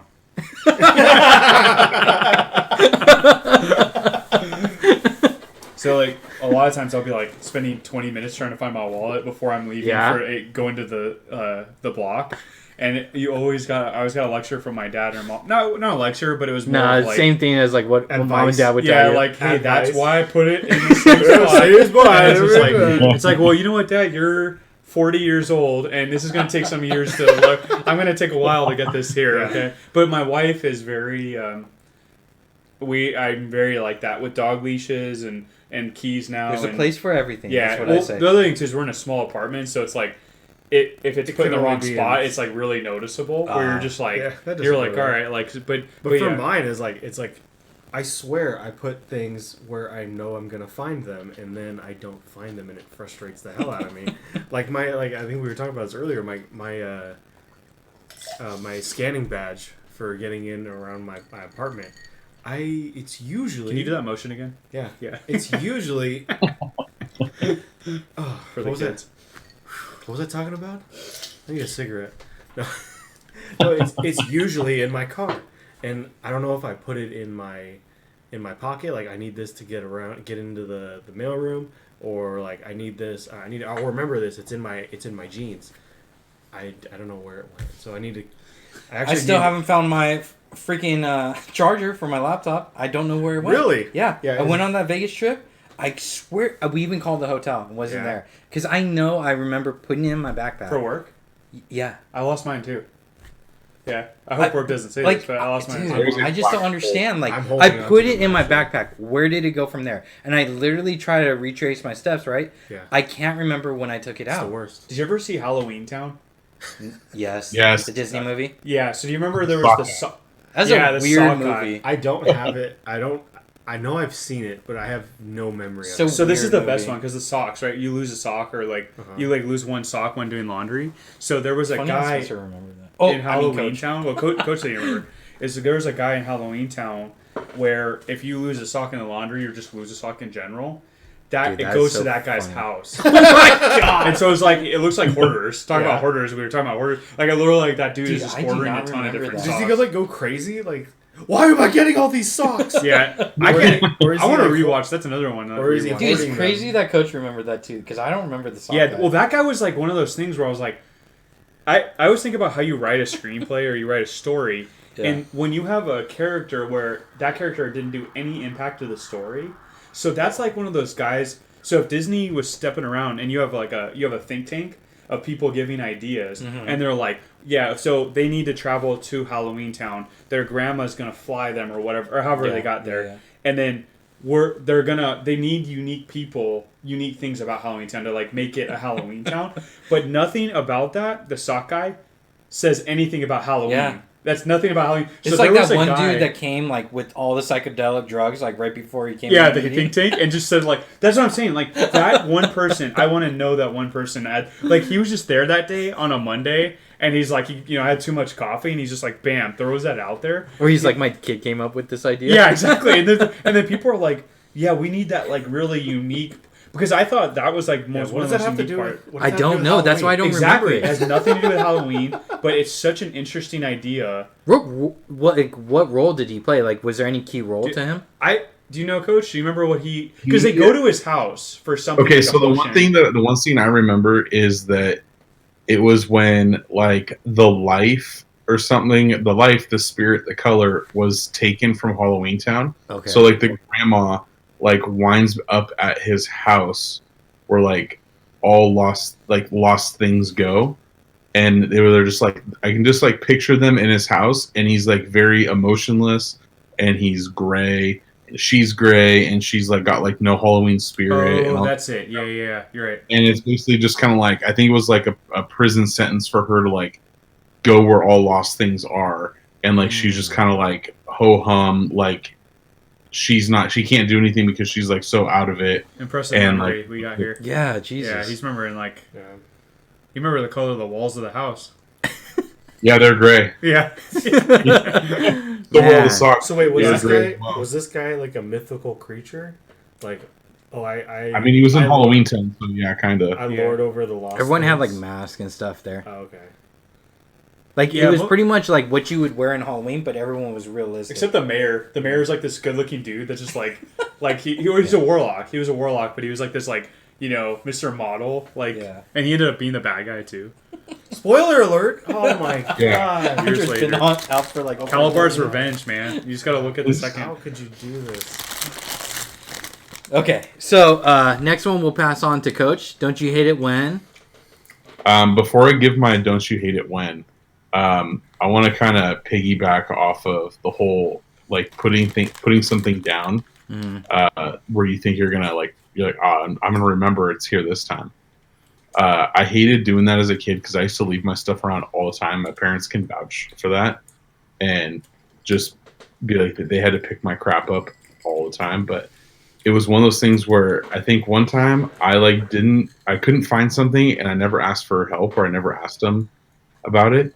And then I'm pretty sure like I can just see my mom telling me like, well, like just ask us if you can't find anything because maybe we saw it and picked it up. And then I did that, and then I was like, you should know where your shit is. Oh, God. And I'm just like, now I'm like, shit, like, do I really ask for help and like tell them that I lost it? Or do I just try and like play it off like I know where it's at and I eventually find it, hopefully? Did your parents ever ask you to say a prayer to St. Anthony? No. No. He's the patron saint of lost things. Oh, I think my dad just like was like, you know what? I'm not buying you anything anymore. Yeah, But, that's why I tell my wife my- why we can't have nice My things. don't you hate it when is a little I guess like real life, and it's almost every day or sometimes every day. You're ridiculous. I hate it, or don't you hate it when you have to go take a poop and you forget your phone? No! Oh, Because- no. I know I do, especially if I know I'm doing it well. That, yeah. You're just reading like... I can relate to that. I was thinking you were going to go more down the route of don't you hate it when you have to take a poop and you forgot to refill the toilet paper and there's none in the bathroom. Oh, I mean that too, but that feels like a Saw movie. You know when he's like the guy closes at the end and he's like game over. Game over. It is game over at that point, man. Like, It's like- because at that point you got to strategize. Well, really. you ever seen the Step Brothers when he grabs the rug? Oh, Yeah. Or like you go to the faucet and you're. That's why with bidets, man. I'm like that's bidet. I know some people that have. Is it bidets or bidet. A bidet. oh bidet or I don't know French words. Is it? I don't even know if it's French bidet. But bidets, I'm like that's something where I don't know if you guys ever watched Cheech and Chong, but they go to Europe in one of them. That's a serious question. And like when he goes to Europe and Cheech is like he's taking a dump and then like he's like, dude, what is this? And it's like water's like squirting up and I'm like over time I'm like, that's not that crazy of a concept to take. Mm-hmm. We should like just America should just adopt that worldwide. Could you imagine how much toilet paper we save? A lot, yeah, a lot. Government funded toilet devices Yeah, in every home. yeah. it's a standard. Yeah. But imagine like what would be odd about it is like imagine doing it in a public restroom. You're just like, what the heck, like Yeah. like there's something Stolen uncomfortable about immediately. that. Yeah. Yeah, there's something stolen about it. Where I'm like, Where someone would totally like mess with it. Like instead of shooting out water, like they rig it with hot sauce. oh jeez. Oh my god, you psycho! Again, Jesus. another Saw movie. Game over. Sometimes it's already burning too much down there, so Yeah. it couldn't- Double trouble. I honestly, every once in a while when I don't have my phone, I like that because it's very there's part of it where you're just sitting there and you're like, you think about This is your a thoughts. good poop. Like there's a band, everyone knows this band. It's But if you're in pain, oh, then yeah, what? that's true. But sometimes a good push helps you in life. You're just like, I guess. Gotta be there for it. because Gotta I be present. Yeah, because I watched. There's a band named 21 Pilots. Everyone knows 21 Pilots, but they have a one where like it talks about how we void out our problems with sound or radio, Mm-hmm. and like, but also like our phone and how we void our problems. So a lot of times where we'll do everything in our life now to void out our problems with thinking, and so like that. Like go back to like those moments where you're like, oh, I left my phone. You can look at it as like, and I think this goes back to the whole happiness thing where you're like, you should take some time to kind of think about. Hey, how's life been going? And kind of collect your own thoughts, like that. Void out your thoughts while you're voiding out your bowels. Yeah, exactly. Yeah, it's like it's like one of those things. You're just like, you think about before phones, right? Before phones, we never needed it. God. Yeah. Well, I mean, I would take a magazine or something. Well, like even then, like some people, but most people, like I feel like it would be like whatever. Yeah. Especially if you're at your Oh, friend's God. house or something, you didn't have anything, My Again- dad had a bunch of Playboys Again, this is next the- to his toilet. Wow. Again, this is the first world problems podcast. Yeah, that, Hey, that's when you would grab something and you'd read the ingredients list on the back Yeah, of you it. grab the shampoo or I'm I'd be more like- of like I look at the ground or I look at the art, like especially if I'm at a friend's house, I'd be like oh it's like if I was at Nightmare's house, it'd be like oh look what have they added to the bathroom since last I time? I've shit been you here? not. I've been Nothing. trying to look for a photo to put in my Nothing. guest bathroom. So when Just you you guys just sit stare at down, you like I'm trying to get a nice ocean one. So like when you're sitting there, you're just staring at an Yeah, ocean like picture. because Get my a folks mirror. Get a folks mirror. have that. Could you imagine? Like my folks had Right, and it's like footsteps. the mirror's right down it. Oh, like when you footsteps. sit down, Yeah. footsteps. Yeah, footsteps. Oh, the wait to like lift your legs so you get better bowel no movements. No. the poem. No, but that's actually not. I took an Asian route there. Sorry, Yeah, I mean, he knows I have that squatty too. potty. Yeah, he has a.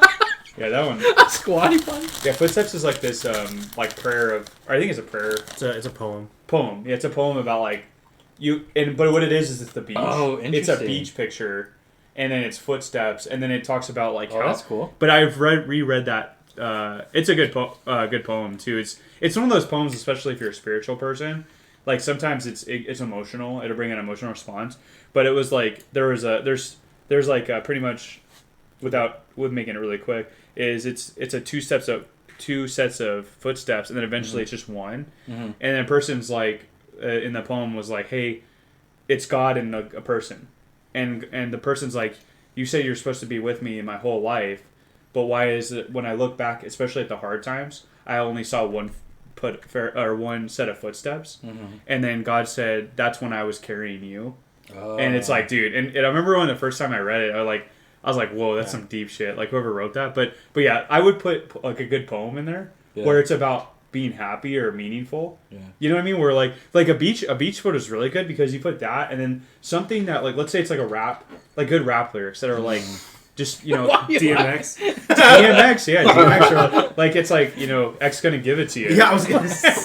I don't think Wow. that would fit in the bathroom. or something like where Kid Cudi has a lot of good deep stuff where you're Yeah, like, man, that would be cool to put about caring about something. So I feel like that would be you just have that as a backup because if a person like Coach goes to your bathroom and he's sitting in there and his phone's sitting out in your living room, he's dying.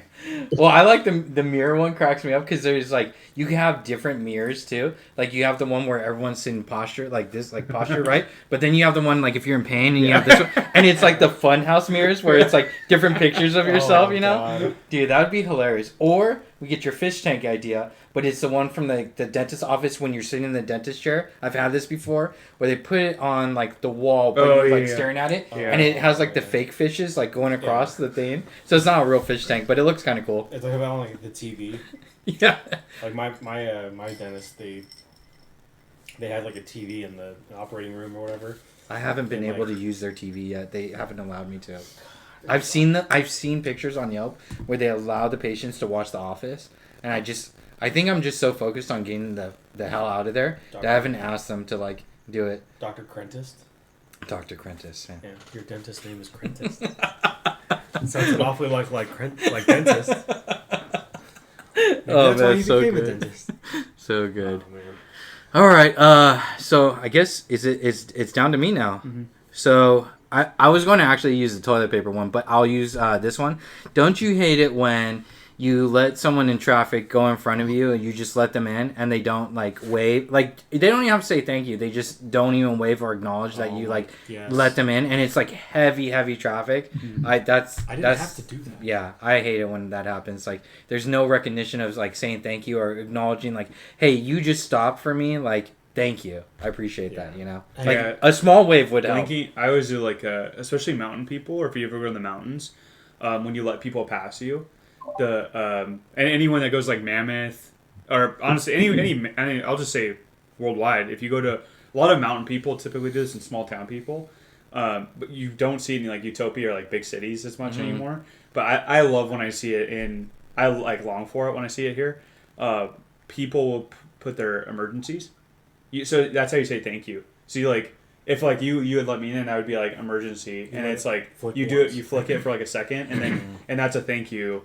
And Interesting. in mountain, like, especially Mammoth, that you'll see that like because like it's 395, so a lot of times you let people pass. Yeah. If someone lets you pass, or you kind of notice they went off the road for you, you hit the high. Like I love when I see it. You see it from truckers more, but it's funny because my wife's family in Mexico does it.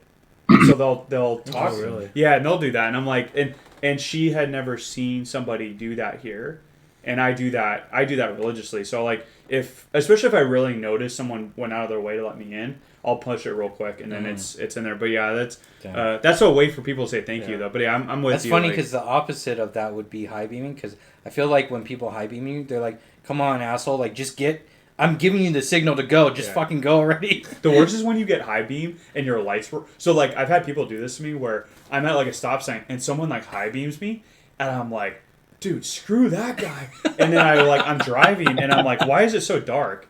And it was my lights were off, and they were telling me my lights were off, and I had such a misconception of what they were being helpful, not. And this is what's messed up with our world is like, did you guys ever hear about? I don't know if it was on the East Coast or where it was in the world, but I'm pretty sure. Yeah, I'm pretty sure it was in the U.S. But there was a thing going on. It was a while back. I haven't heard anything about it lately, but where if you high beamed a car, it was part of gang initiation to like kill those people that high beam. Yeah. Dude, that's like they would nuts. drive around with their lights off. Their lights off, and they were looking for people to high beam and like, hey. And that's how you get in the gang, is by killing those people who high beam you. Yeah, that's why. Dude, that is nutty. Yeah, that's why I like the whole like you actually helped me with the road rage because I don't. That's funny because I have road rage. Yeah, I've slowed down a lot. I mean, have you noticed it? Like I've slowed down where I don't. I mean, I would say I'm on the road a lot less, but You had told me one time you were like, oh, you shouldn't care, and you were like, oh, la la la. You did this, like, who cares? And then people like flip you off, just like you're just like happy, like. And I thought about the extreme of that, and I was like, I'll never be that extreme, but I was like, I should. There's a lot of things where I really stress it. Yeah, I stress a lot of the small things, so like to stop that helped so much. I'll give you another tip too. When like a real asshole is like just chewing you out, like roll down your window and you'd be like, "What'd you say?" And then just roll it right back up as soon as they get. Well, you're the champion. You're the champion. It's so good. It's so good. Yeah, and then you feel good after that. I'll take a shot. Yeah, to add on to yours, like to you letting someone in, and then them not thanking you. Yeah, letting someone in. And then they let someone else. Oh my god! Or like they're a horrible driver in front of you and almost caused an accident, like with you, like. Oh my god, that's like you regret it. That situation happens when you're like at a park, like if you live like a stadium, like you live in the Ducks game. Yeah, true. And then because when you give, it's like pay it forward.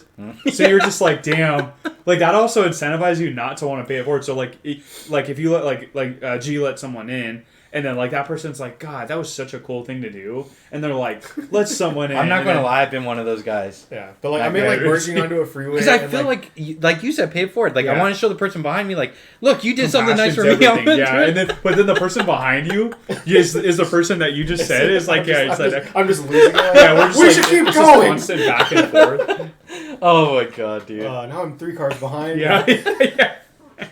God, that is too funny. What were you going to say, Coach, on that? I can't remember. Oh, I think I was going to say, if, like, when you let that person over, or if you're like, I don't know, at least this happened for me on the freeway. It's like, you let them over, and it's like, you know what? I didn't let you over just to drive slow as shit in the left-hand lane. Yeah. Agreed, man. And I do believe that the further you go left, I mean, it should be the faster lanes, right? So. Oh, it's supposed to. That was my alarm. So, yeah, I think, man, that was a good segment. I thought this podcast was a great podcast. I had a lot of laughs. My face hurts. But yeah, I just thank you guys. And then thank you everyone who was viewing the stream and stuck it out with us. We appreciate everyone giving us the support. Hit a follow. Check out our YouTube, Twitch. We have, what is our other plugs? TikTok, Reddit, Instagram. Tumblr. We're all over the place. Yeah. Twitter. The virtual LongLiveJunto, Twitter, guys. Yeah, I do Twitter too. So we are very close to getting sponsored by Bagel Bites. Shout out to Bagel Bites. Bagel Bites. Yeah. Their social media really loves us up there. So. And they're delicious, and you can take them anywhere. And they're like portable pizzas in your pocket. So yeah, hopefully one day we can the stars will align and we'll be sponsored by Bagel Bites and. We'll be rich. We're gonna have with them on Bagel the next Bites. Cookin' Junto. Yeah. They may or may not have a Bagel Bites Academy. We don't know. We have to find that one out. Yeah, that's up Bagel Bites scholarship. Yeah. So tune into our next stream. We'll probably have some either like outdoor or like gaming streams. But in the meantime, next week, Thursday, we're going to do a cooking stream together. So tune in for that. That should be pretty interesting and fun. So looking forward to seeing you guys later, and thanks for tuning in. Take care, guys. Bye, See you guys. everybody. Have a good Good night. night, everyone.